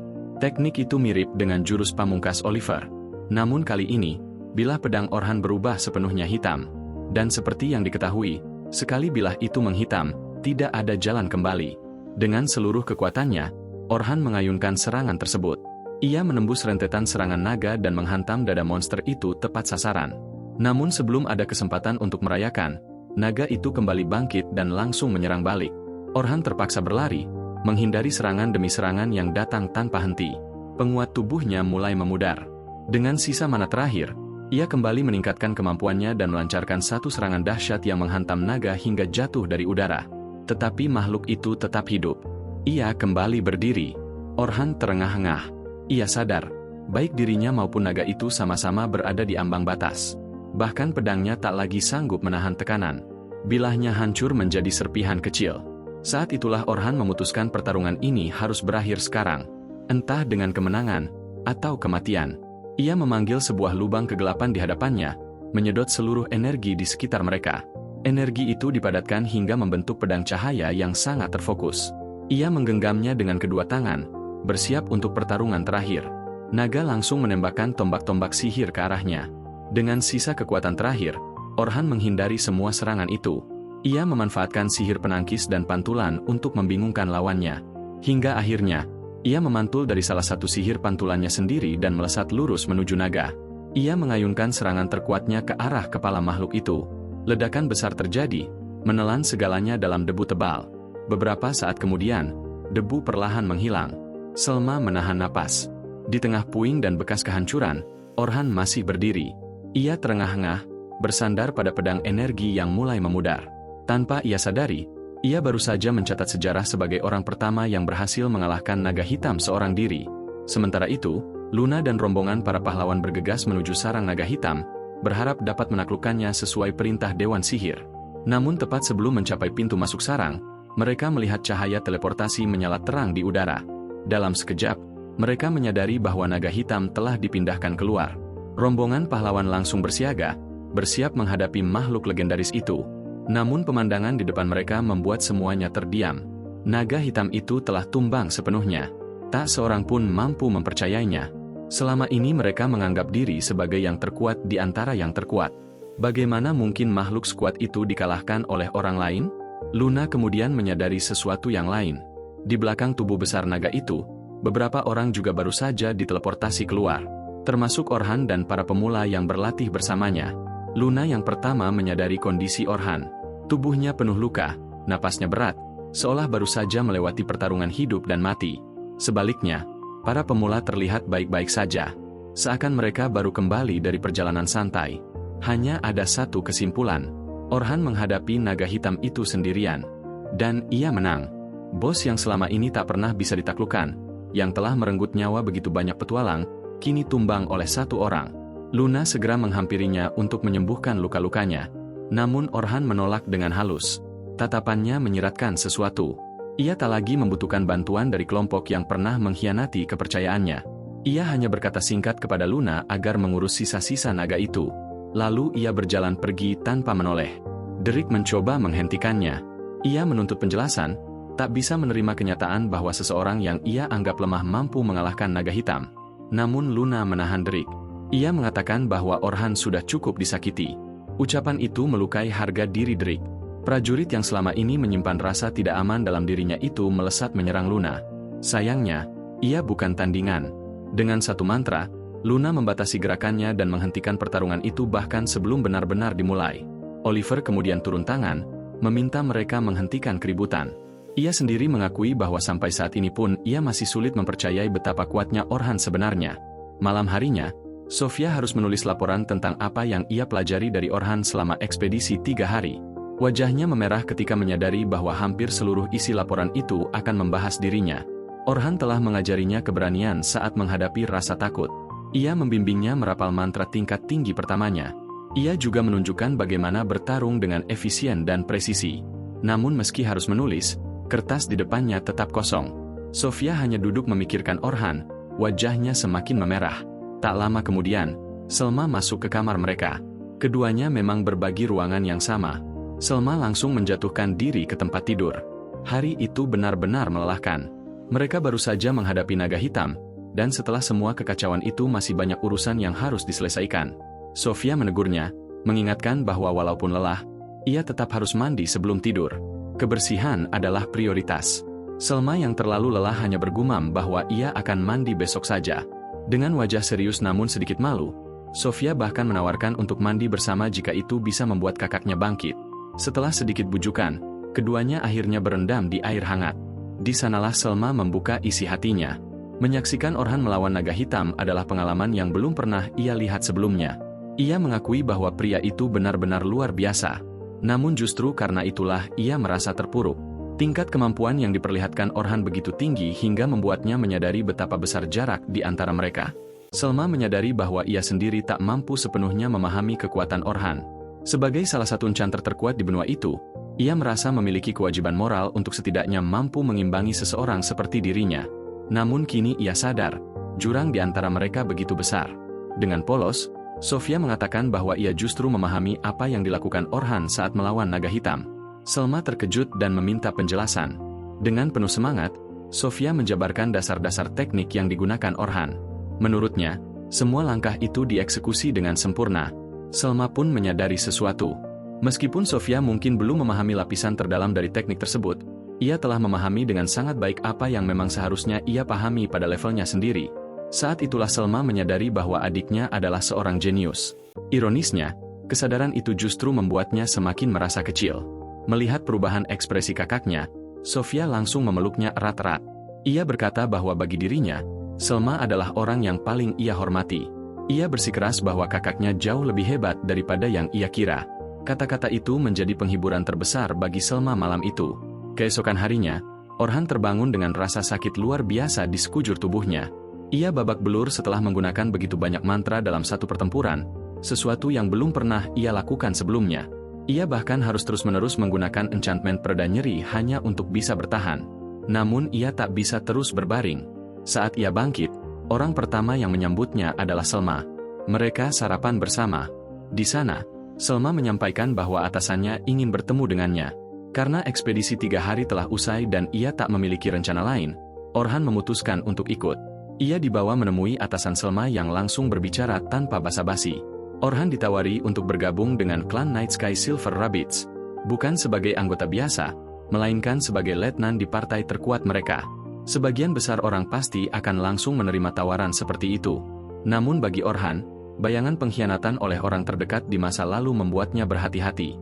Ia memilih untuk meminta waktu sebelum memberikan jawaban. Sang atasan juga memberitahunya bahwa Adventurers Guild ingin menemuinya. Setelah meninggalkan markas Night Sky Silver Rabbits, Orhan menuju toko lelaki tua, tempat yang sama di mana ia pernah menerima nasihat berharga. Ia menceritakan tawaran pekerjaan itu, tetapi mengaku ragu karena takut dimanfaatkan lalu dibuang. Lelaki tua itu tersenyum bijak. Ia berkata bahwa rasa takut adalah hal yang wajar. Menggunakan kata-kata keras seperti dimanfaatkan hanya akan mengaburkan penilaian. Patah hati adalah bagian dari pertumbuhan.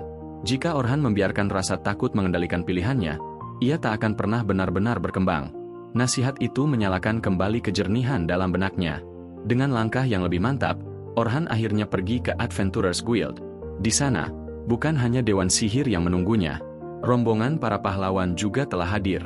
Pemimpin Adventurers Guild menyatakan bahwa berdasarkan kabar yang beredar, naga hitam telah ditaklukkan sepenuhnya oleh Orhan seorang diri.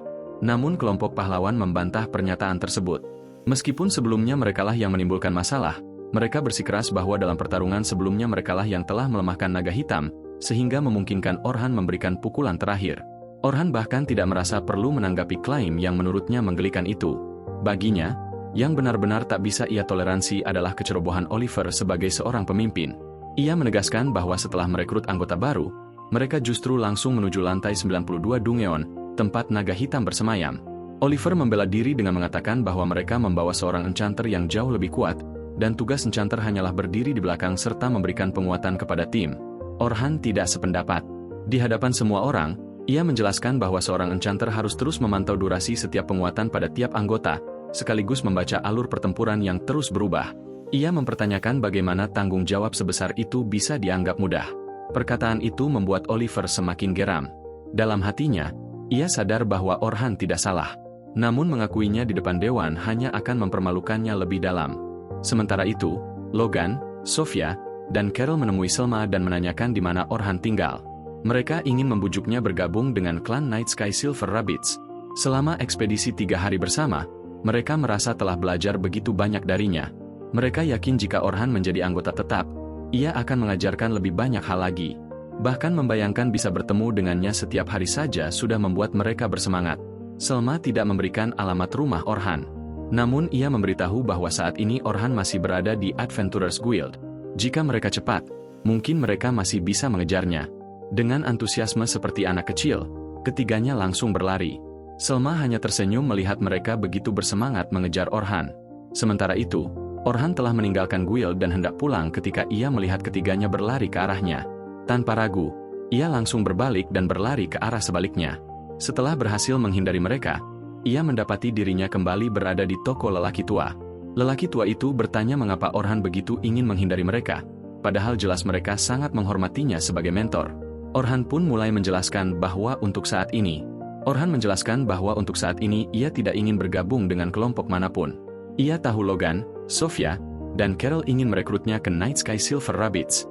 Lelaki tua itu kembali memberinya nasihat. Ia berkata, mungkin Orhan merasa takut. Namun yang sebenarnya ia cari bukan sekadar kekuatan atau pengakuan, melainkan sebuah tempat untuk pulang. Tempat di mana ia merasa menjadi bagian darinya. Kata-kata itu memberi sedikit kejelasan di hati Orhan, meski keraguan masih ada. Malam harinya, ia bertemu dengan Sofia. Gadis itu awalnya berbicara tentang indahnya cahaya bulan, sebelum akhirnya mengungkapkan maksud sebenarnya, memintanya bergabung dengan klannya. Orhan tidak langsung menjawab. Ia hanya mengajukan satu pertanyaan. Apa arti Night Sky Silver Rabbits baginya? Dengan lembut, Sofia menjawab bahwa klan itu adalah alasan ia bisa tersenyum setiap hari. Baginya, klan tersebut bukan sekadar organisasi, melainkan tempat di mana ia merasa diterima dan memiliki keluarga. Jawaban itu menyentuh hati Orhan, tepat di ruang kosong yang selama ini ia rasakan. Untuk pertama kalinya, ia mulai melihat sebuah klan bukan sekadar guild lain, melainkan sebuah rumah. Keesokan harinya, ia mendatangi markas Night Sky Silver Rabbits dan dengan tegas menyatakan bahwa ia akan bergabung. Selma memasuki ruangan dan menyerahkan seragam barunya. Dengan seragam itu, Orhan berdiri siap memulai perjalanan baru, dengan tekad yang lebih kuat dari sebelumnya, bersama teman-teman yang ia yakini akan tetap berada di sisinya apapun yang terjadi. Suatu malam, Orhan bermimpi tentang masa kecilnya, tentang hari-hari ketika ia dan Oliver saling beradu kemampuan di bawah pengawasan ketat para pelatih yang ingin membentuk mereka menjadi pahlawan. Setiap gerakan diawasi, setiap langkah dinilai tanpa ampun. Dalam mimpi itu, Oliver tampak tegang dan menyerang habis-habisan, seolah pertarungan tersebut menentukan segalanya. Sementara Orhan terlihat santai, terlalu santai, hingga akhirnya pedangnya terlepas dari genggaman dan tubuhnya terjatuh ke lantai dengan suara keras. Ia tersenyum sambil berbaring, mengakui bahwa Oliver terlalu kuat dan ia tak mampu mengalahkannya. Namun Oliver menjawab dengan marah. Ia tahu Orhan jauh lebih kuat dari itu.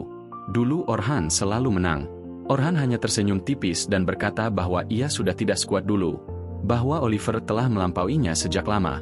Jawaban itu tidak memuaskan. Dengan tatapan penuh amarah, Oliver pergi tanpa sepatah kata pun. Orhan masih terbaring ketika seorang gadis berambut perak bernama Zion berlari menghampirinya. Dengan napas terengah, ia menanyakan keadaannya. Orhan bangkit sambil tersenyum, mengatakan bahwa ia baik-baik saja.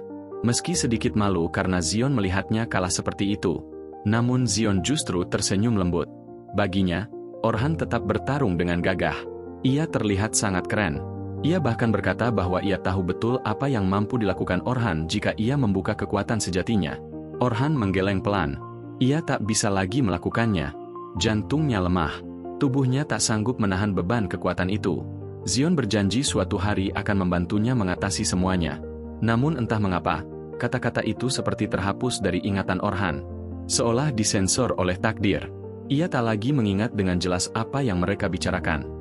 Apa yang pernah mereka janjikan untuk capai bersama, dan kemana Zion menghilang setelah kemenangan di sisi lain kerajaan. Padahal Zion masih hidup.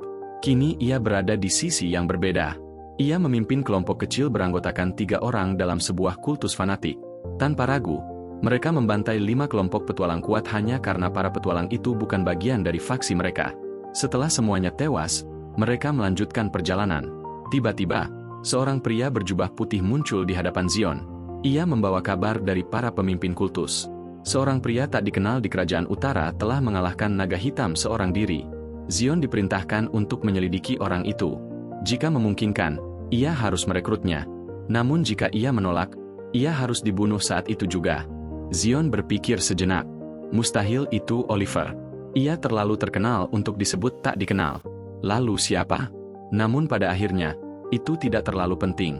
Jika orang itu menentang kultus, ia akan mati. Bersama kelompoknya, Zion bergerak menuju kerajaan utara, tanpa menyadari bahwa orang yang ia incar adalah sahabat masa kecilnya sendiri, Orhan. Seorang gadis berambut merah muda dalam kelompoknya mengingatkan bahwa kerajaan utara masih berada di bawah kendali gereja. Mereka harus berhati-hati. Jika ketahuan, mereka bisa ditangkap dan dipenjara. Zion setuju. Mereka harus bergerak dalam bayangan. Namun di lubuk hatinya, ada perasaan aneh tentang misi ini. Ia berharap semuanya segera selesai. Ia tak ingin kembali ke wilayah itu. Semasa kecil, Zion mencintai Orhan dalam diam. Namun ia ditipu untuk percaya bahwa para tetua gereja telah menekan Orhan hingga ia mengakhiri hidupnya sendiri. Ketika kabar itu sampai kepadanya, hatinya membeku. Ia teringat semua janji bahwa mereka akan selalu bersama, bahwa mereka akan bertarung berdampingan selamanya. Ia menangis hingga tubuhnya gemetar oleh amarah yang membeku dalam darahnya. Sejak hari itu, ia tak pernah sama lagi. Ia bersumpah akan menyaksikan kehancuran gereja dan semua orang yang telah menyeret Orhan menuju kematian. Sementara itu, di markas Night Sky Silver Rabbits, Orhan menghadiri rapat bersama para senior. Pemimpin mereka, seorang pria berkacamata tebal yang tampak seperti kutu buku, memperkenalkan Orhan sebagai kunci keberhasilan ekspedisi terakhir. Dan dari sinilah, perjalanan baru Orhan benar-benar dimulai. Setelah ekspedisi berakhir, para senior Night Sky Silver Rabbits mengadakan rapat penting. Dalam pertemuan itu, pemimpin mereka menyatakan bahwa Orhan bukan hanya menyelamatkan para pemula dan pemandu, tetapi juga berhasil mengalahkan naga hitam seorang diri. Karena itulah ia mengusulkan agar Orhan diangkat menjadi letnan, menggantikan Albert, pahlawan tercinta mereka yang gugur setahun lalu saat melawan naga yang sama. Ia pun memberi kesempatan jika ada yang ingin menyampaikan keberatan. Seorang pria tua angkat bicara. Ia tidak menolak Orhan menjadi pemimpin. Namun ia mempertanyakan satu hal penting. Apakah Orhan benar-benar memahami arti jabatan letnan? Seorang letnan bukan hanya bertanggung jawab atas hidupnya sendiri, tetapi juga atas nyawa seluruh anggota di bawah komandonya. Banyak orang menggantungkan hidupnya pada klan ini. Bagi sebagian dari mereka, klan adalah satu-satunya tempat yang mereka miliki. Setiap keputusan seorang letnan akan memengaruhi seluruh anggota. Karena itu, kepentingan klan harus diutamakan, bahkan jika harus mengorbankan diri sendiri. Mendengar itu, Orhan teringat pada janjinya kepada Zion. Kenangan pahit menyerbu pikirannya. Ia sadar bahwa ia tidak bisa menjadikan klan sebagai seluruh hidupnya. Dengan jujur ia menjawab bahwa ia memiliki kehidupan di luar klan, sesuatu yang tidak dimiliki banyak orang di ruangan itu. Karena itu, ia tidak bisa menyerahkan segalanya hanya demi klan. Ruangan mendadak sunyi. Semua terkejut. Bahkan Selma tidak menyangka ia akan berkata seperti itu.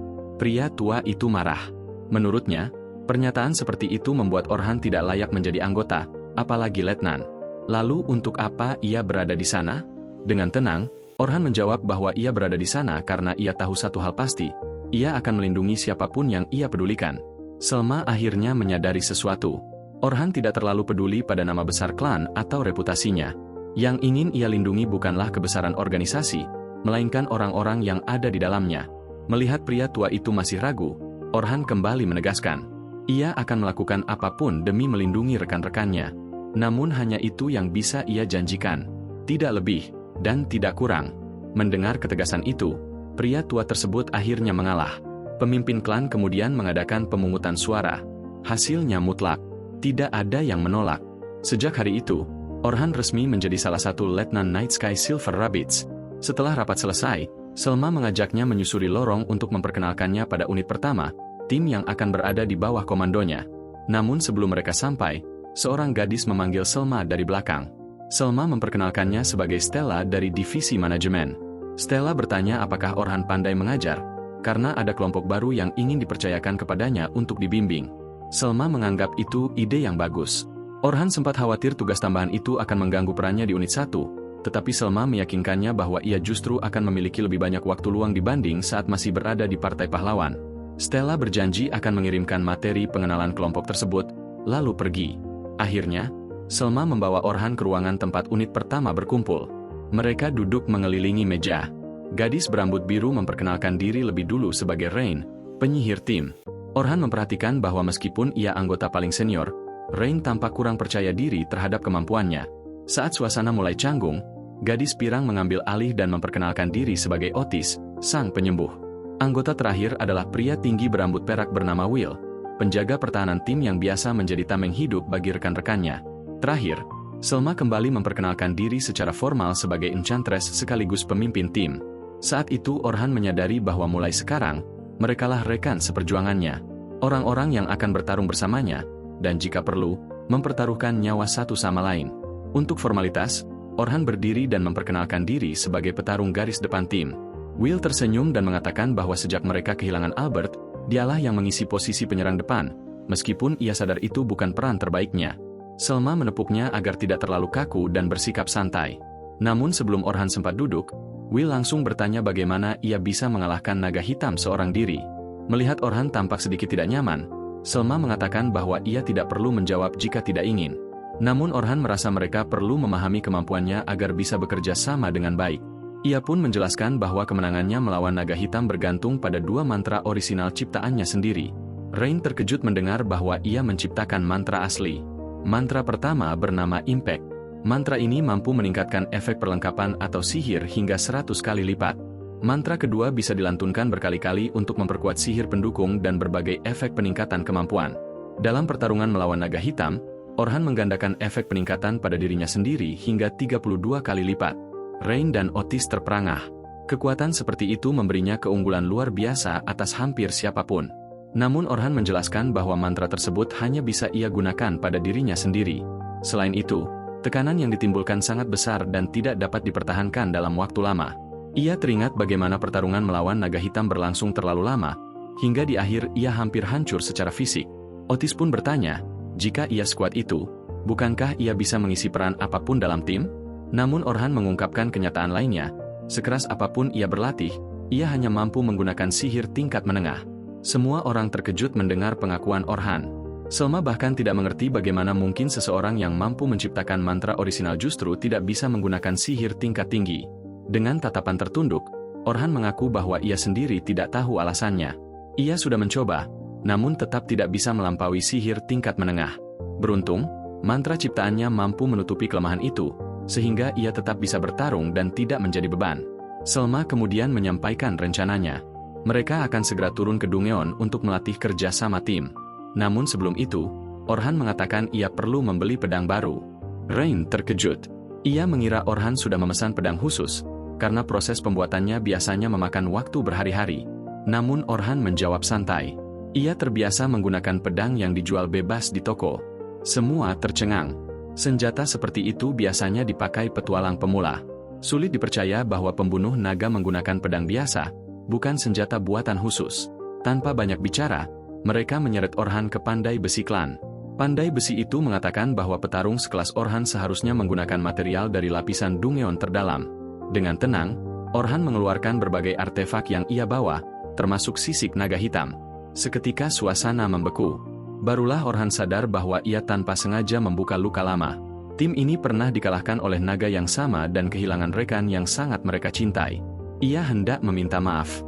Namun Rain berhasil menenangkan dirinya dari trauma yang sempat muncul.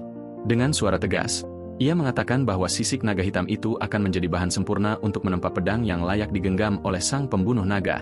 Keesokan harinya, mereka berkumpul untuk membahas latihan di dalam Dungeon. Orhan bertekad untuk tidak mengecewakan mereka yang telah menerimanya. Selma menjelaskan bahwa mereka akan menuju lantai 86 untuk berburu wol domba. Selain itu, lantai tersebut akan dimanfaatkan untuk melatih kerja sama tim bersama Orhan.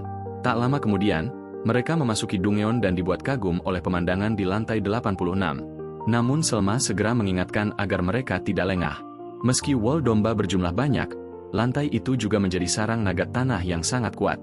Karena tujuan utama adalah melatih kerjasama, Selma dengan cepat membagi tugas masing-masing anggota. Namun saat tiba giliran Orhan, ia teringat bahwa sebenarnya ia mampu menyelesaikan semuanya sendirian jika mau. Ia sempat mengatakan bahwa jika situasi menjadi sulit, ia bisa bertarung sendiri. Otis langsung menegur. Jika Orhan bertindak sendirian, mereka tidak akan pernah bisa membangun kerjasama dengannya. Selma tersadar akan kekeliruannya dan meminta maaf. Rain berkomentar bahwa jarang sekali melihat Selma sampai terdistraksi seperti itu. Tiba-tiba, sebuah bola api melesat ke arah mereka. Dengan mudah Orhan menahannya, lalu mengingatkan agar mereka segera menemukan naga tanah yang menyerang. Tanpa membuang waktu, Otis menggunakan sihir pelacaknya. Orhan sempat bingung. Selma menjelaskan bahwa itu adalah kekuatan supranatural Otis, kemampuan untuk melacak energi sihir dan menemukan posisi musuh. Dalam sekejap, Otis menemukan lokasi monster tersebut dan menggunakan kilatan cahaya untuk memaksanya keluar dari persembunyian. Will langsung maju menyerang. Selma memberi isyarat pada Orhan agar memperhatikan kemampuan timnya. Will bukan hanya menahan serangan, tetapi juga meniadakan serangan monster dengan pedang bermata dua miliknya, senjata yang hampir tidak ada orang mampu gunakan dengan sempurna. Sementara itu, Rain mulai mengumpulkan sihirnya. Dengan dukungan penguatan dari Selma, ia melepaskan sihir ledakan tingkat tinggi yang dalam satu serangan langsung memusnahkan monster tersebut. Orhan memuji mereka. Kerja sama mereka begitu padu dan mengalir. Ia terkesan pada kemampuan pelacakan Otis, pertahanan Absolute Will, serta sihir tingkat lanjut Rain. Namun yang benar-benar menyatukan semuanya adalah kepemimpinan Selma. Ia mengaku memang tidak mengharapkan hasil yang lebih rendah dari divisi pertama yang dipimpin olehnya. Namun pujian itu terhenti ketika dua naga tanah muncul dari balik bebatuan. Momen yang sempurna untuk menguji kerja sama mereka. Tiba-tiba Orhan merasakan sesuatu. Ia berbalik dan menembakkan panah batu ke arah seekor kura-kura raksasa yang sebelumnya tidak terlihat. Kini mereka dikepung. Meski begitu, Selma tetap tenang. Ia memerintahkan para lelaki menghadapi kedua naga tanah dan memastikan barisan belakang tetap aman. Mereka maju dengan percaya diri, menahan setiap serangan monster. Di saat bersamaan, Selma berkomunikasi secara telepati dengan Orhan. Orhan terkejut mengetahui bahwa telepati adalah kekuatan supranatural milik Selma, kemampuan yang sangat berguna di medan tempur. Sedikit tersipu, Selma mengarahkan Orhan untuk mengepung naga dari sisi samping. Sementara itu, Rain dan Otis menarik perhatian kura-kura raksasa yang bergerak lambat. Kelambanannya memberi mereka cukup waktu untuk merapalkan sihir tingkat tinggi. Kombinasi serangan mereka pun mengakhiri makhluk itu sepenuhnya. Di sisi lain, dengan bimbingan Selma, Orhan mulai bergerak selaras dengan Will, mengikuti setiap instruksi dengan tepat. Dengan presisi tinggi, Orhan menggunakan sihir hentakan. Dalam satu tebasan kuat, ia memutuskan kedua kepala naga tanah sekaligus. Semua bersorak. Koordinasi mereka nyaris sempurna. Saat melanjutkan perjalanan, Orhan mengakui bahwa ia merasa sangat nyaman bersama kelompok itu. Ia benar-benar menikmati pertarungan tadi. Hampir saja ia lupa bagaimana rasanya bekerja sebagai sebuah tim. Yang lain memuji kekuatan sihir hentakannya. Mereka belum pernah melihat seseorang mengalahkan 2 naga tanah dalam satu serangan. Namun kemudian Selma bertanya dengan nada serius. Menurutmu, apakah kita sudah siap menaklukkan lantai 92? Orhan menjawab yakin. Bahkan tanpa bantuannya pun, mereka mampu. Level dan kemampuan mereka sudah sangat tinggi. Mendengar itu, Rain tak kuasa menahan air mata. Selama ini mereka berlatih tanpa pernah tahu apakah usaha mereka membuahkan hasil. Setelah kehilangan Albert, mereka berlatih hingga kelelahan, menanggung rasa takut dan keraguan sendirian. Kini, untuk pertama kalinya, seseorang mengakui kekuatan mereka. Orhan pun membayangkan betapa kerasnya mereka berjuang setelah tragedi itu. Dengan kemampuan sekarang, mereka seharusnya mampu menghadapi naga hitam lagi. Meski begitu, Selma tetap mengingatkan bahwa naga hitam sangatlah kuat. Ia masih mengingat betapa mengerikannya makhluk itu. Namun ia bersumpah tidak akan membiarkan siapapun mati lagi. Ia meminta Orhan terus meminjamkan kekuatannya. Orhan menjawab tegas. Ia telah bersumpah melindungi rekan-rekannya. Ia juga bagian dari divisi pertama. Semangat mereka kembali menyala. Setelah perburuan Wol Domba selesai dan misi tuntas, beberapa jam kemudian mereka keluar dari Dungyeon dengan rasa puas. Sebelum berpisah, Orhan bertanya kepada Selma di mana letak departemen eksplorasi. Ia harus pergi ke sana keesokan harinya. Selma menawarkan diri untuk menemaninya karena ia juga memiliki urusan di tempat yang sama. Orhan pun berterima kasih. Malam itu, mereka mengadakan pesta penyambutan sekaligus perayaan ulang tahun. Di tengah tawa dan kebersamaan, mereka berkata akan melakukan apapun agar Orhan tidak pernah menyesal bergabung dengan tim itu. Dengan sedikit nada nostalgia, Orhan mengaku ia sangat menikmati kebersamaan mereka dan ingin terus menjadi seseorang yang berguna bagi tim. Otis sampai menitikan air mata haru. Ia tak menyangka bisa secepat ini akrab dengan Orhan dan merasa bahagia karena mereka begitu selaras. Akhirnya, semua mengaku bahwa sebenarnya mereka sangat gugup saat pertama kali menyusun strategi bersama Orhan. Mereka takut jika melakukan kesalahan sedikit saja, ia akan meninggalkan kelompok. Namun kini ketakutan itu telah sirna. Yang tersisa hanyalah keyakinan bahwa mereka adalah satu tim yang tak terpisahkan. Rain kemudian menggoda bahwa tak ada yang lebih gugup daripada Selma sendiri. Mereka bertanya apakah Selma punya maksud tersembunyi. Wajah Selma memerah. Ia menjawab bahwa ia hanyalah seorang pemimpin yang peduli pada Orhan dan semua orang di sekitarnya. Namun godaan itu tak berhenti. Karena salah tingkah, Selma meneguk minumannya dalam satu kali tegukan. Di sisi lain, Orhan teringat pesan kakeknya. Ia sering berkata bahwa ia menyesali banyak keputusan dalam hidupnya. Namun satu hal yang tak pernah ia sesali adalah bergabung dengan klan ini. Malam semakin larut. Selma yang kebanyakan minum mulai berbicara sembarangan. Ia memuji Orhan sebagai pria yang sangat tampan. Orhan memintanya berhenti bercanda. Namun Selma justru menyandarkan tubuhnya padanya dengan santai. Orhan tampak benar-benar kebingungan menghadapi situasi itu. Ia bersikeras meminta Selma berhenti bermain-main. Namun Selma hanya tersenyum dan berkata bahwa ia tidak sedang bercanda. Ia bahkan mengungkapkan bahwa ia telah menunggu hari seperti itu sejak lama. Situasi menjadi semakin canggung ketika Rain tiba-tiba muncul dan bertanya apa yang sedang terjadi. Orhan meminta bantuan, tetapi Rain justru ikut menggoda dan memperkeruh suasana. Ia baru panik ketika menyadari keadaan mulai di luar kendali. Sementara itu, Will dan Otis hanya menonton dengan penuh semangat. Ketika Orhan memohon bantuan, Will berkata santai bahwa Orhan terlalu populer, benar-benar seperti seorang superstar. Mereka akan pura-pura tidak melihat apapun malam itu. Keadaan menjadi semakin tidak terkendali. Sebelum semuanya melewati batas, Orhan menggunakan sihirnya untuk menidurkan mereka semua. Ia masih percaya bahwa Selma hanya bercanda. Dengan lembut, ia mengucapkan terima kasih atas malam yang menyenangkan itu, lalu pergi menuju kamar Sofia. Ketika mendengar ketukan pintu, Sofia sempat membayangkan berbagai kemungkinan. Namun saat membuka pintu dan melihat Orhan berdiri di sana sambil menggendong kakaknya, ia hampir pingsan.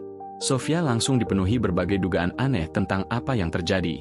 Ia bertanya hubungan seperti apa yang sebenarnya dimiliki Orhan dengan kakaknya. Orhan pun menjelaskan seluruh kejadian yang sebenarnya. Sofia menyimpulkan bahwa Selma pasti terlalu banyak minum karena terlihat sangat bahagia. Namun ketika melihat Selma terus menempel pada Orhan bahkan dalam keadaan tertidur, ia sadar kakaknya memang benar-benar bersenang-senang. Dengan kesal, Sofia membangunkan kakaknya dan memerintahkannya menjauh dari Orhan. Selma akhirnya menjelaskan semuanya dengan jujur. Sofia memahami bahwa kakaknya memang sedang tegang akhir-akhir ini, dan kehadiran Orhan membantu meringankan beban itu. Meski begitu, ia menyarankan agar Selma lebih berhati-hati agar tidak menimbulkan kesalahpahaman.